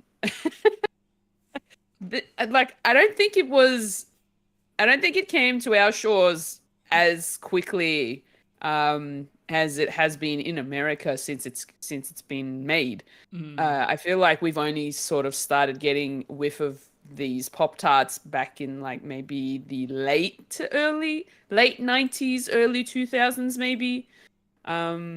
Depending on when the actual pastry was actually made. I feel like the Pop-Tarts were maybe made in like the early 90s maybe. I feel like that's when it was. Like I don't know 100% like exactly, but I feel like that's kind of where it was at. But the film itself, stacked. It is stacked with celebrity actors that I wasn't even prepared for. So I'm kind of interested to see where this goes. But I feel like it's just going to be a popcorn movie, if you will. So yeah, I'm keen to just check it out and just enjoy the entertainment of it all and the absurdity of where these Pop-Tarts even came from and the idea of it. So I'm okay with this. It's also like a period piece too. So I love the costumes that I'm seeing and the set designs and stuff.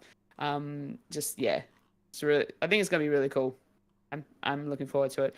Not to mention the fact that they've also got the characters Snap, Crackle, and Pop, played by certain actors. They're played by actual actors, and I'm like, they actually played the characters. Wow. Okay. They're playing the Rice Bubbles characters. Cool. Fantastic. Yeah, no, I'm intrigued. I'll most likely be watching this one. Nice. Yeah. Awesome. Mike, what do you think about this? I'm curious. Your initial reaction has me very intrigued. Well, I have said before that I'm a big fan of Seinfeld, the show. Not a big fan of Jerry Seinfeld. Seinfeld would have been great without Jerry Seinfeld. So, I don't know. Like personally, he just rubs me up the wrong way, and Amy Schumer as well, sort of the same. But unfortunately, yeah, it's stuck to the gills of people that I like, Jim Gaffigan and even Bill Burr playing Kennedy. That is fucking hilarious. I love that. If this was either produced or directed by Adam McKay, you know, it definitely has that sort of Anchorman sort of feel. So it's sort of a yes and no from me. I'm not sure. I'm sure I would have a good time. It's just I don't want to be laughing at a Jerry Seinfeld directed movie. It's sort of a weird thing. I don't know. But Hugh Grant as Terry the Tiger is hilarious. Yeah, I watch it for him. Yeah, there's a couple of things in there that are like, oh yeah, that's pretty good. Yeah. Yeah. I don't know. I probably will watch it, and I'll tell you how many times I laugh. Okay. Keep a Mike laughs tally. Yeah. Yeah.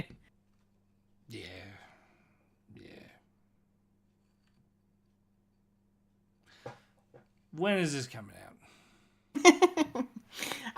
Well, I'm glad you asked, Michael. Unfrosted, the Pop-Tart story, will be dropping on Netflix on the 3rd of May.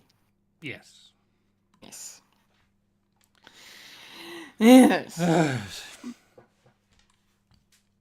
Great. All right. Well, that's Trailer Park done. We're rolling on out, which means it's now time for the moment. Oh yes.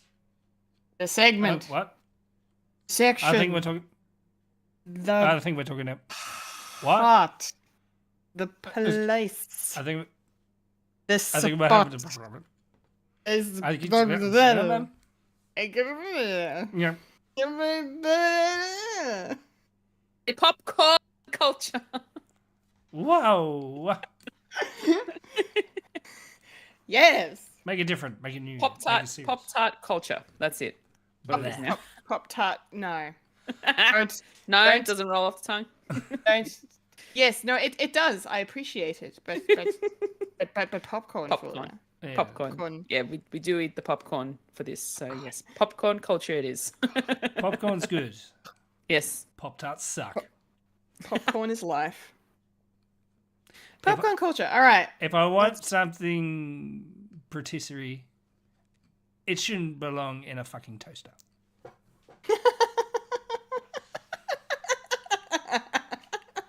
Not even bread. Bread. Toast. Bread. Do you put cheese on top of the toast? Not toasties. Yeah. Just toast. Yeah, but, toasties. Toasties go in a sandwich press. Not a toaster. Maybe But toasty. if you just want toast Yeah. But without Pop-Tarts- anything on it. Pop-Tarts should be an oven thing. Not Anyway. a toaster. Anyway, I'm gonna call Gold Leader in this. Yes, yes. because Fucking we American bullshit. we have 3. Don't even know how to episodes. cook right. We have 3 episodes of the Bad Batch to discuss. It's popcorn culture. It's Bad Batch time. We have season 3, episode 9, The Harbinger. Episode 10, Identity Crisis. And episode 11, Point of No Return. Because sometimes when you take off 2 weeks of this show, take off a week of this show, you end up with more episodes than you bargained for. But that's fine, because we're going to get through it. Yeah, so a good run of episodes, I will say. I can't really fault much of this. Which is nice. So it's good to see after the definite downer that was Bad Territory, we're back up in full swing with these ones. Yeah, well, we'll start with The Harbinger. Yeah, this was good. And kind of like a nice surprise to see, maybe, Fennec Shan's intentions weren't exactly, I don't know, bad, I guess, in a way. But I'm so curious as to more of that storyline in terms of Asajj Ventress and what the hell she's up to, because this is my first experience with her. I've never seen her before. I know she exists. I know she's in the Clone Wars. Yeah, right? Yeah. Yeah, so I haven't seen her before, so this is my introduction to her. And Clone Wars, the TV show that we haven't seen. Yep. Yeah. Yep. That we haven't seen. That we haven't But yeah, I really like her character in this, and I didn't realize she was a separatist. So that's kind of cool and interesting. And she's not a Jedi; she's Jedi adjacent. She's Force, sensitive. But yeah, I liked her character. She was cool, and yeah, that whole episode was nice in terms of just as an antagonist, she's a character you can't trust, but I like the way that the episode shows you how to trust her overall. And yeah, it makes me very curious for her story leading up to this point as well. And just learning more about Omega and, if she is Force sensitive. So yeah, it was a really good one. I liked it. Fulya, what did you think of The Harbinger? Yeah, this was an interesting episode. Just overall, just had me, thinking about what was going on and seeing Ventress pop up. And for a moment, I was just sort of looking at her thinking, I know her, but who? Like, the name didn't pop up straight away. But then the moment that the batch was like, that's Ventress, I'm just like, oh yeah, that's right. Because her makeup, her face makeup looks is pretty much the same as what it has been. The only difference being now is that she's actually got hair, because in the Clone Wars she was bald. So that's why it kind of threw me off a bit. I was like, is that her? I just can't think of the name. Is it? And then we ended up getting there. So I was sort of wondering whether she was going to be that person where she kind of ended up abducting Omega when I was watching this. But then as the episode progressed, I kind of figured that because of what happened to her during Clone Wars, I feel like she's gone on her own journey to find herself between then and now. And the fact that she's now wielding a yellow lightsaber instead of what used to be red is an interesting change too. So, and not to mention the fact that she's turned around and said that she's working for herself, right? When the batch asked her, who are you working for? And it's like, I'm working for myself. It's all me. I don't care about anyone else. So yeah, this was very interesting. It was also interesting to see where the Omega side of things with her M count came into play. I don't know how I felt about the little mini tests that she was given by Ventress. That, like, it didn't really work for her. I feel like Omega's mind is just too out of focus. Like, she's not really thinking clearly, and she's so focused on the whole why is the Empire after me sort of thing that she can't empty her mind, essentially. She's for her, even though she's meditating and all that sort of stuff, she's getting to that point, but I don't think she's there. And the fact that Ventress also mentioned the fact that the batch is a distraction for her is why she can't get through to being force sensitive, because she hasn't had the training, is interesting, because I feel like it is true, but at the same time, it is Omega's choice on whether or not she wants to do that kind of training. And by the sounds of things, I don't think she does. I think she still wants to be with her brothers.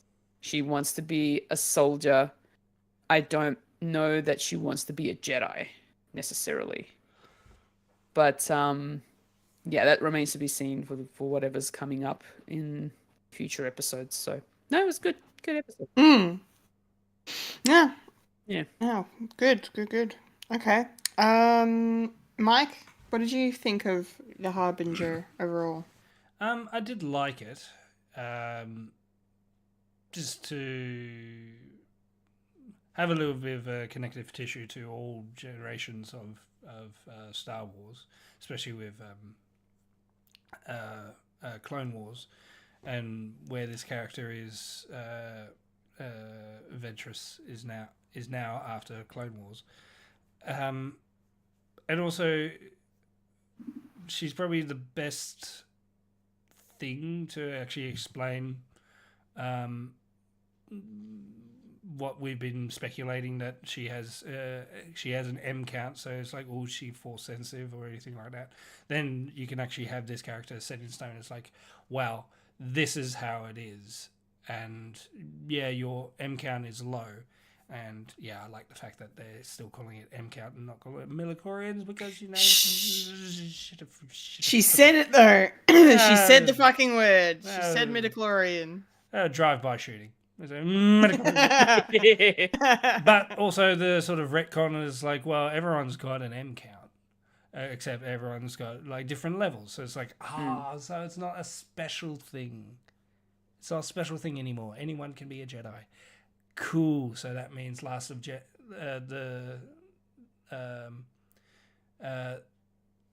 shit. The Last Jedi? The Last Jedi ending was actually profound and good. Okay.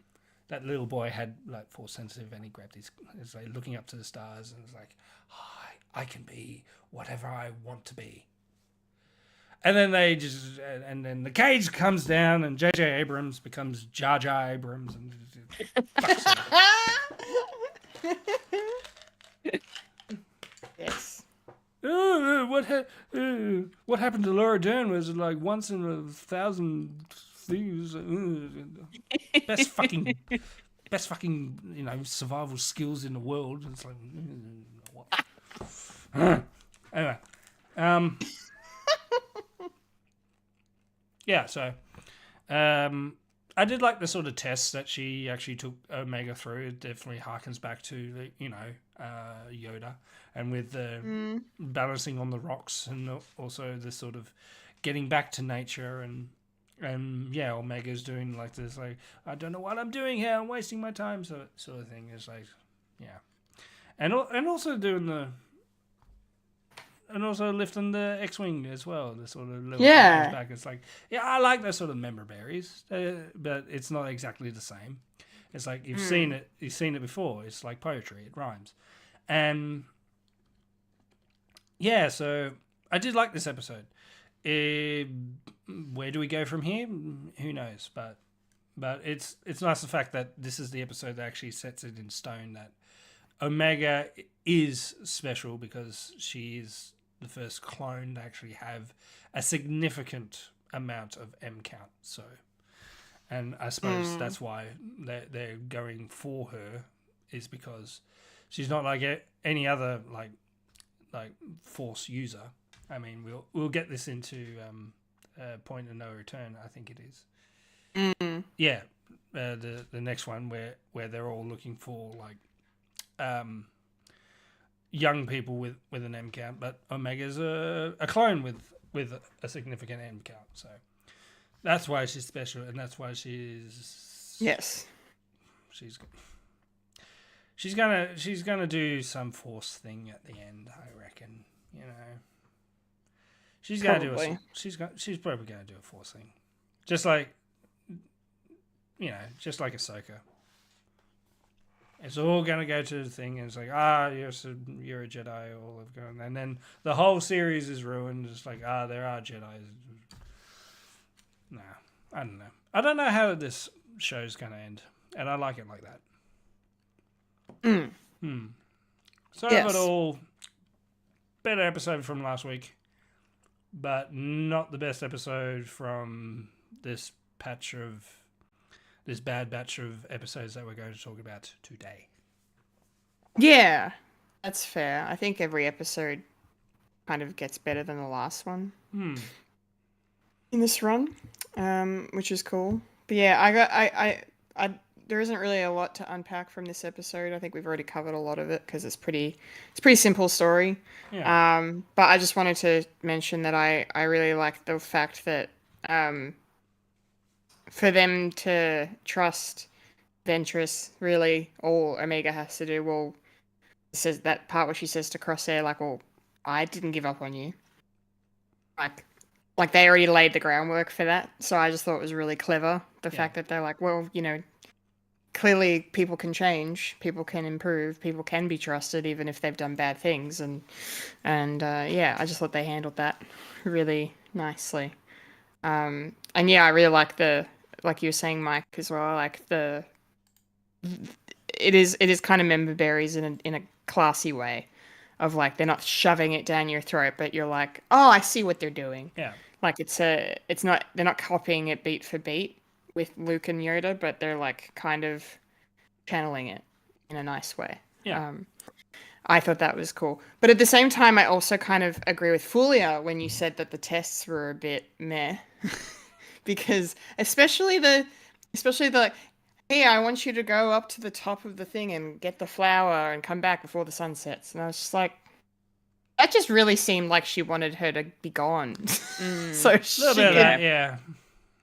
so they could deal with so they could have it out, and I thought that was kind of interesting.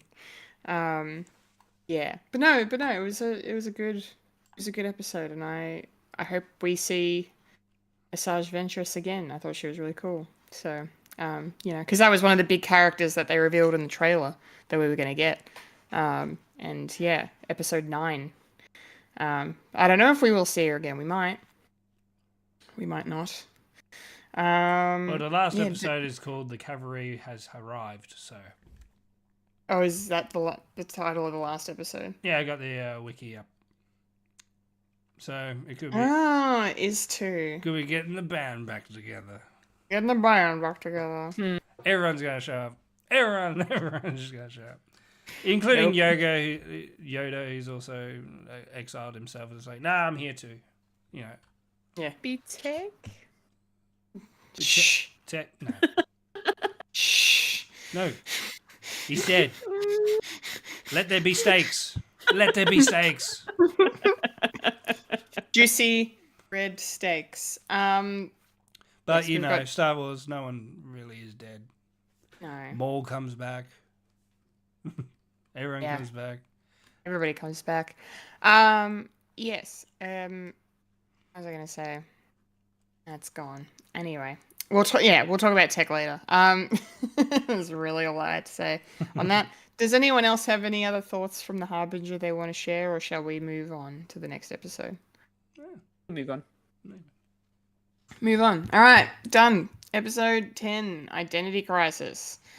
This was a cool episode. Again, they've already established some groundwork with Emery being a bit, not fully on the side of Hemlock, and sort of leaning towards the clone perspective a little bit. And here we see a bit more of her complicated story that she's dealing with, the situation that she's in.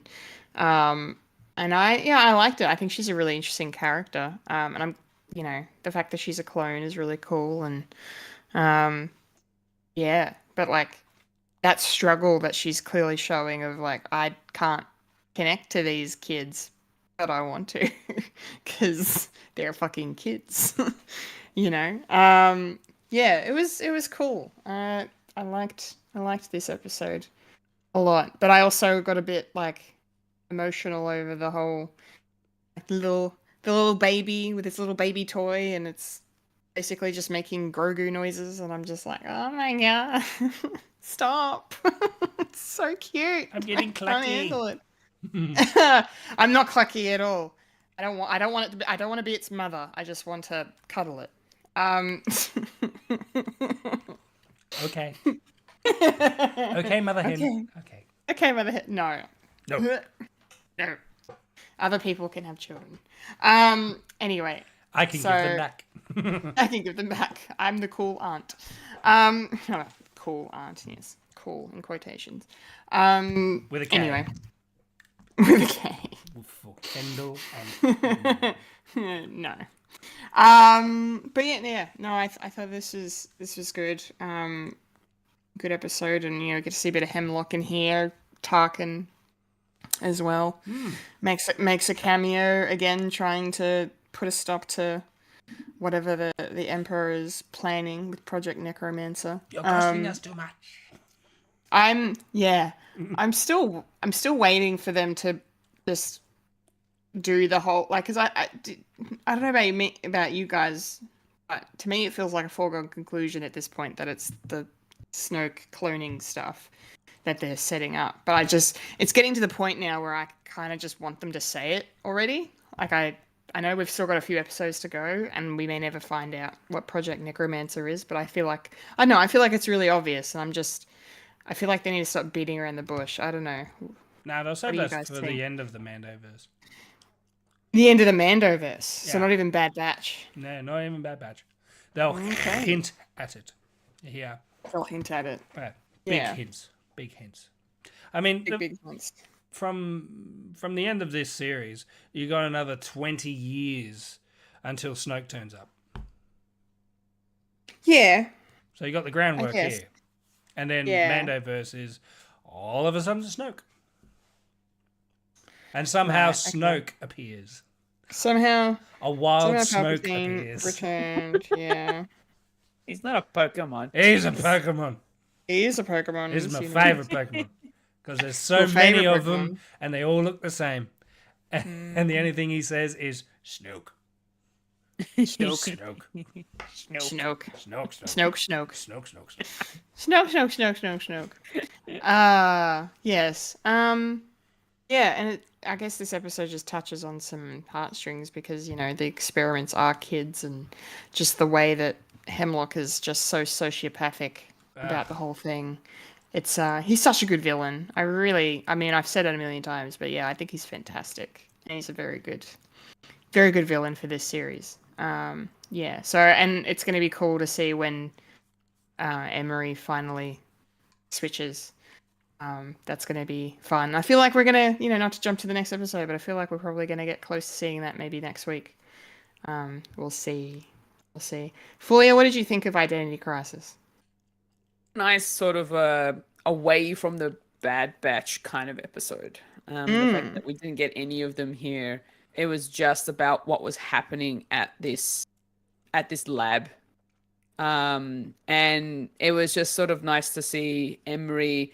You can sort of tell, even though she doesn't really give away too much facial expression, that she's having to think about what's actually happening. And like, very brave of her to step up and take on the role of what Nana Say used to be before she got incarcerated.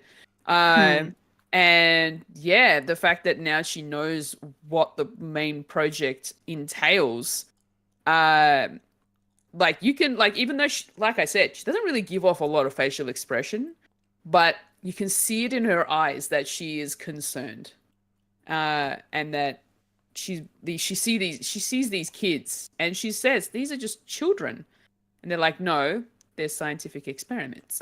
Yeah.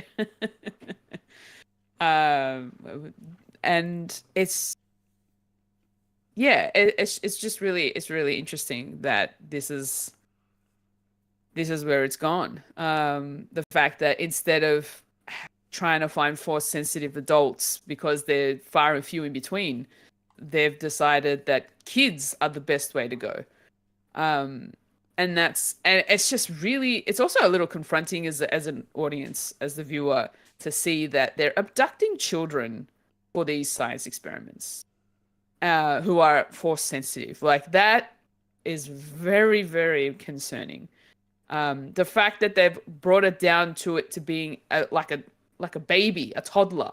They're going as far as picking up toddlers, which apparently won't be as much trouble as a kid that's like between 8 to 10 years old. Because I don't know, I kind of feel for those kids too. They're like, they just want to go home.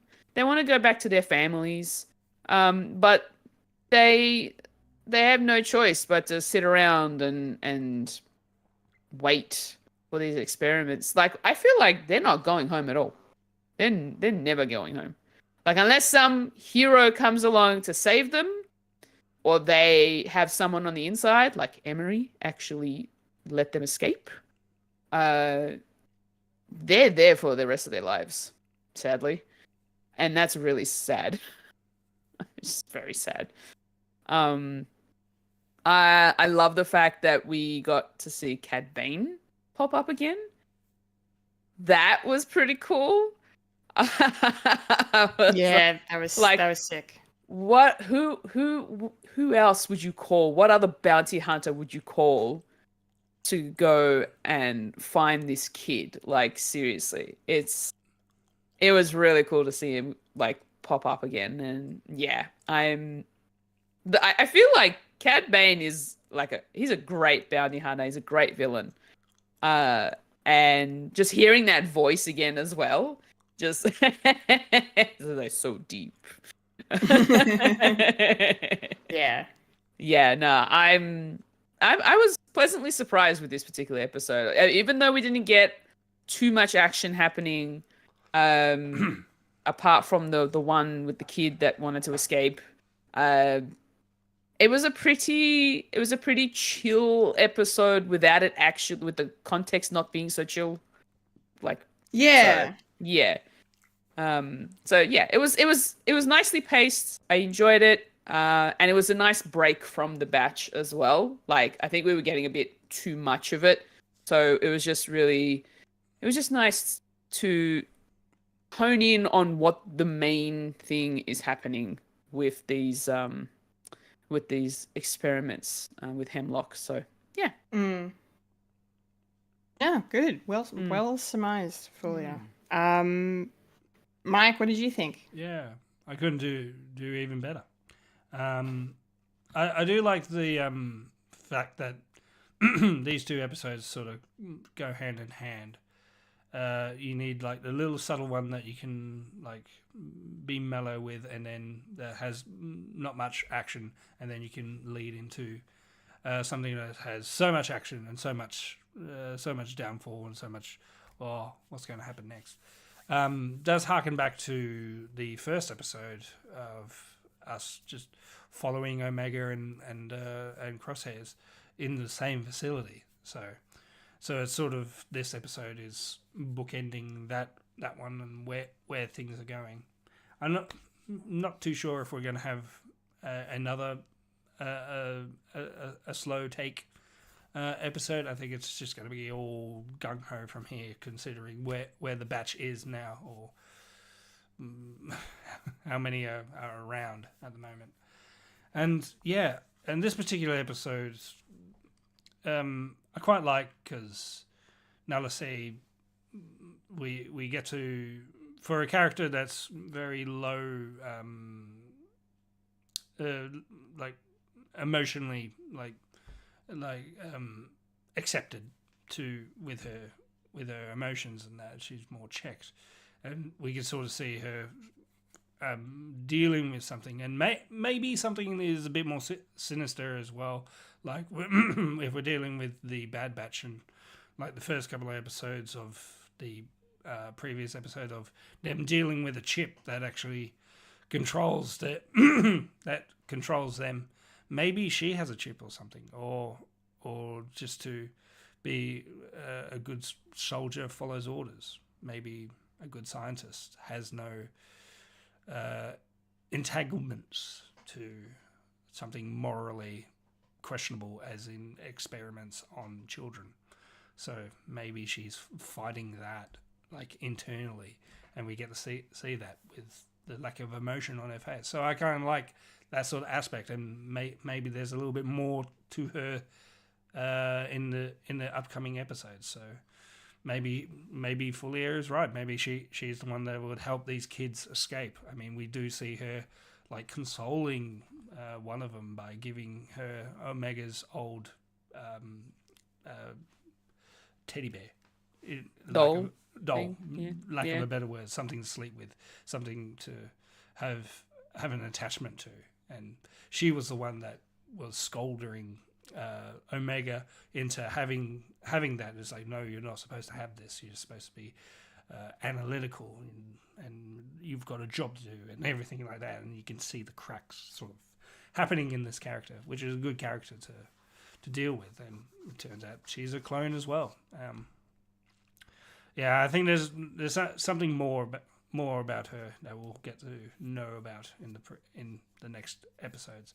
Like she would help maybe Omega escape again. Third time's a charm. 3. It comes in 3s. Actually, no. It comes in 2s. This is Star Wars. A master and apprentice. A master and an apprentice. Yeah. Unless you're Count Dooku and you have a and you have a Padawan, and Palpatine says, "Get rid of her. You know the things of 2s." It's like, okay, try and get rid of her. Ah, she escaped. Where is she? Ah, she's Ventress. It's all connected. It's all connected. Yes. Well, speaking of connected, yeah, that just makes me want to talk about the next episode. Unless you guys have anything else to add No, with this one. I spilled my beans. The beans have been spilled. Okay. All right. Well, the third episode is, of course, Point of No Return. This one was very much the climax of the events that have been happening. Of we've had a lot of build up to this moment of like, when are the Batch gonna get caught by the Empire? They realized, if Ventress can find them, they need to leave Pabu like immediately. And of course things are just gonna go wrong. Yeah. No, but it was a good episode. It was tense and great action stuff. Really just kind of sad just to see they were so close to leaving, and then the Empire fucking rocks up and then just starts wrecking havoc everywhere. And I forget the name, the guy, their friend, the guy in charge, basically, and he's just pleading with them. He's like, we haven't done anything. Yeah, the mayor. Excuse me. Haven't done anything wrong, and you've come here and you're destroying our skips and our peers and skiffs. This is our livelihood, and then like, yeah, but you're harboring a wanted, someone is wanted by the Empire, and we're going to do whatever we can to get them. So, yeah, and it was just a really good Star Wars episode. Like, it makes sense across the board. It works well in terms of like this is one of those episodes where if you're adults like us watching, you can really appreciate it, and the kids that are watching it are not getting too overwhelmed, I suppose, by all the violence and the themes in it. But no, it was good, and just we'll talk about other stuff. I won't bring up anything else. It was a good episode, but I have many more thoughts. Fulya, I'd love to hear yours first, though. Tell me what you thought. Yeah, no, this was definitely, as the title of the episode states, Point of No Return. This is where the action now begins, and this is where, because we're nearing the end of the actual show itself, this is where everything's going to start happening until the last episode. So, I was kind of not surprised at the fact that the Empire rocked up as they were about to leave. It was very, very disheartening to see them be sort of surrounded and then end up, and just this town that was so peaceful before the Empire rocked up. Like, I feel so bad for them too, because they literally did nothing wrong. The Batch was welcomed in for them to sort of take their time and like it's to settle and to gather up, resources, and just the fact that they were there to rest and sort of hide from the Empire when they needed to. And now they were almost at a point of just, getting out of there. They were packing up, but they just, wasn't enough time. They were a little bit too slow in getting there. And yeah, it got to a point where Omega just had to make a really tough decision because they weren't going to be able to get out of there alive, essentially, apart from Omega.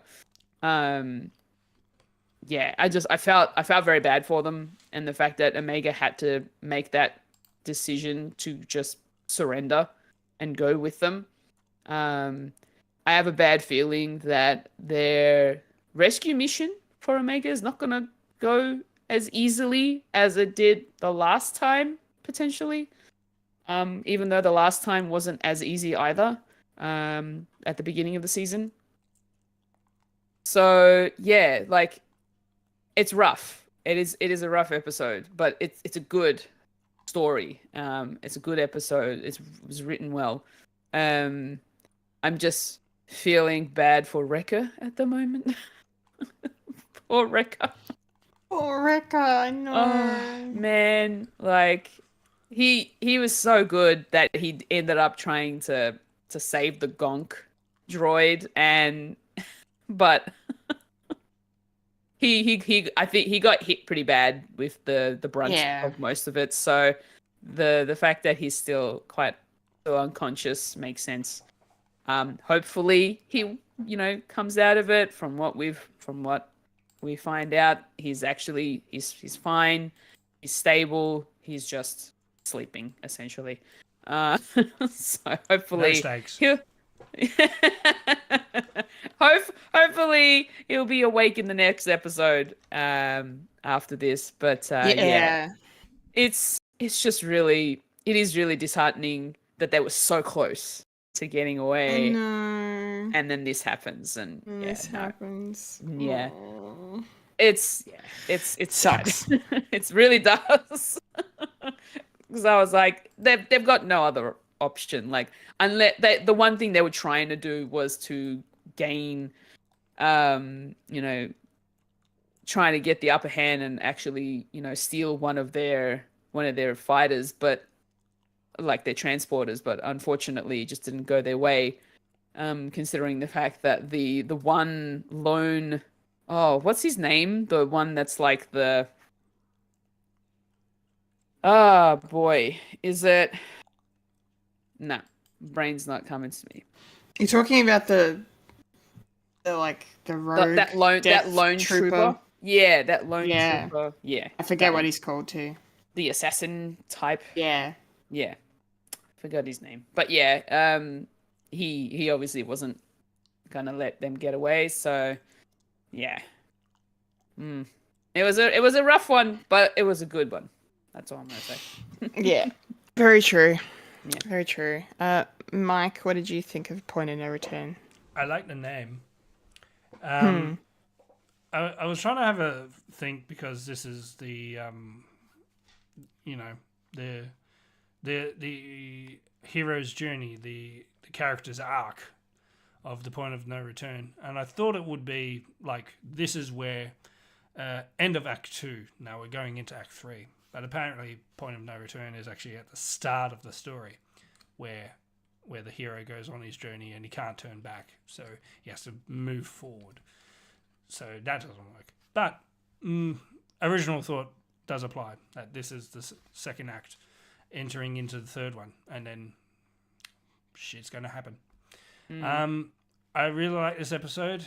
We get to see this place as a haven of peace, and it's like, oh, they're safe now.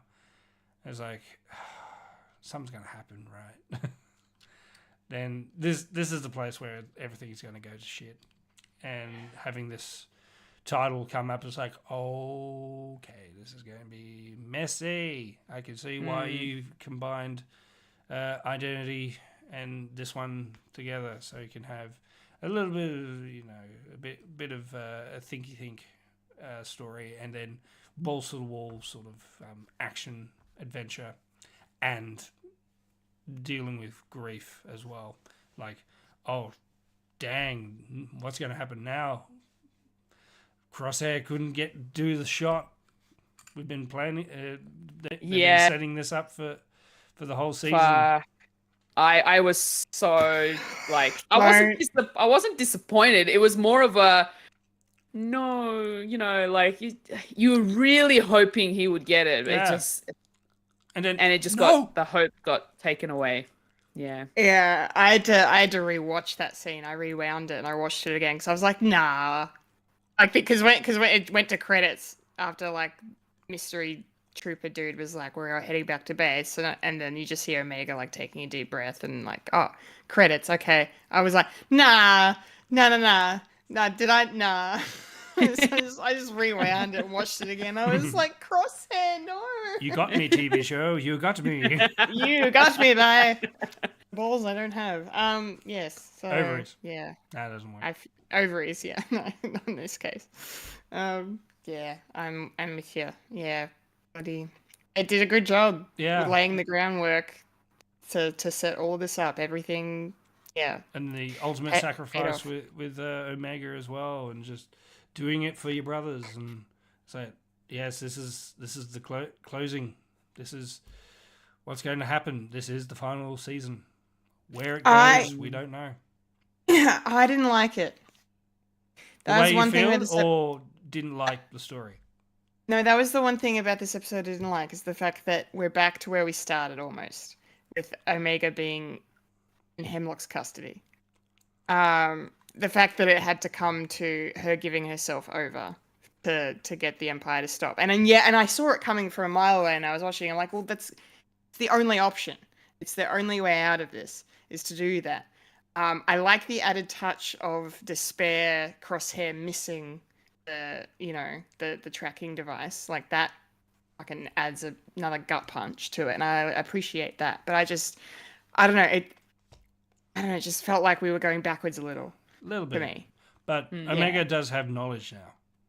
She does, and it's not to say that there hasn't been growth. Like, we're not exactly in the same spot, because Crosshair's a lot better in terms of his character and his understanding of his injury now, and now he's going to be even more fucked. Like, next week's going to be terrible for Crosshair. He's going to be beating himself up so bad. It's just going to be devastating to watch. But so there's been change, there's been growth, there's been improvement and stuff. But I don't know, the fact that the only solution, it feels like the writers backed themselves into a corner for some reason. I don't know. But I'm sure in hindsight, I will disagree with myself. I think later on, once everything else plays out, I'll be like, oh, that makes sense. Because I think, like what I was hinting at earlier, I feel like this is going to set up, and I think one of you guys mentioned it too, maybe with Emery being there, and now she's even more involved. She's going to have access to Omega. So the cogs will start turning, and she'll start turning against Hemlock, and things will, Yeah. So I'm guessing that's where things are heading. But, Yeah. And you having said that with Crosshair like beating himself up, I just had a thought that I would think is a lot more interesting in storytelling, because I don't think it's Crosshair will be doing the beating up. I think him and Hunter are going to actually full on punch up. Oh. Okay. Like a full blown argument, violent. Like more brothers. than that. I mean, even Tech. No, not Tech. Sorry. Wrecker. No, Echo. Echo said all the way back when, it's like I've seen blood. So they have been known to like fisticuffs, but I'm thinking this is going to be more heart wrenching. Please don't fight. This is not the time. Sort of thing. Yeah. I can sort of see my that God. happening. I just had that thought, and I thought yes, because like Hunter is pissed off that is like Crosshair couldn't take the shot, and Crosshair is like beating himself up internally. It's like, yes, take me. Probably Crosshair's not even fighting. Maybe that'll be it as well. He's just taking the blows. It's like, I deserve it. Because I was gonna say, because Hunter doesn't know of the plan, because he went off and left them to hide, but then obviously they didn't. He went end for a up swim. doing that. Yeah. he went for a little swim. Ooh. So he's not sure what's happening. So I feel the next episode we're gonna get is where's Omega, and then they're gonna have an argument, like you said, and it's gonna be interesting. Because it's just gonna be until they find a way to get through to Echo. They like it's just those two. It's just it's Crosshair and Hunter now until Wrecker wakes up and they get in contact with Echo. And Rex They're is just doing they're gonna have to figure out a way to like get along in some way and come up with a plan. And and on that, I think that Michael, your point might actually come to pass. Like, I think that's makes a lot of sense. Because like, because we've got another 4 episodes to fill. Yeah, like this will be a good like heading on to a 2-parter episode, but we've got 4. But stuff's gonna happen. And more cameos, please. More cameos. More cameos. Yes. I want to see a young Boba Fett. a young Boba Fett.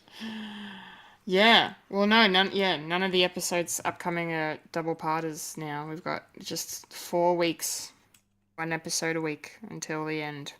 Until the end. Until the end, my friends.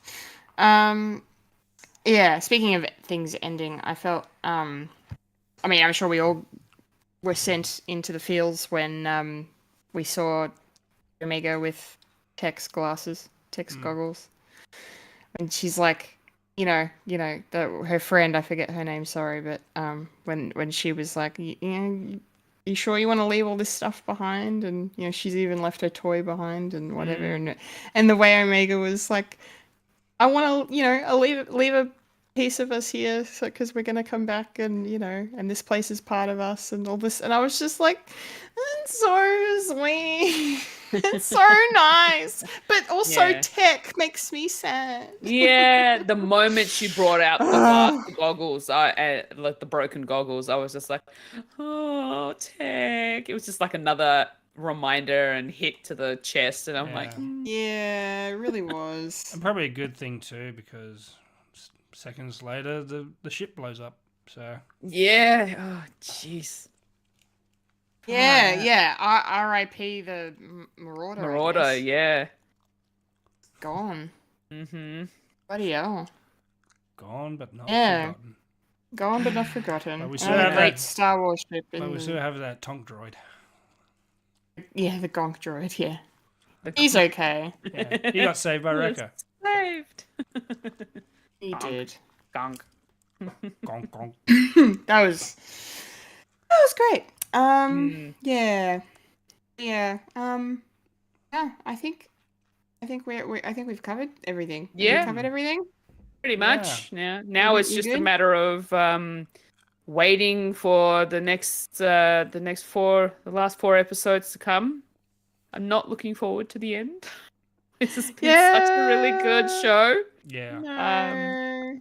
Like I had this discussion with my PlayStation Drive crew because apparently they were like, have you watched everything Star Wars? I'm like, I have watched all of the movies. I have watched almost all of the shows now.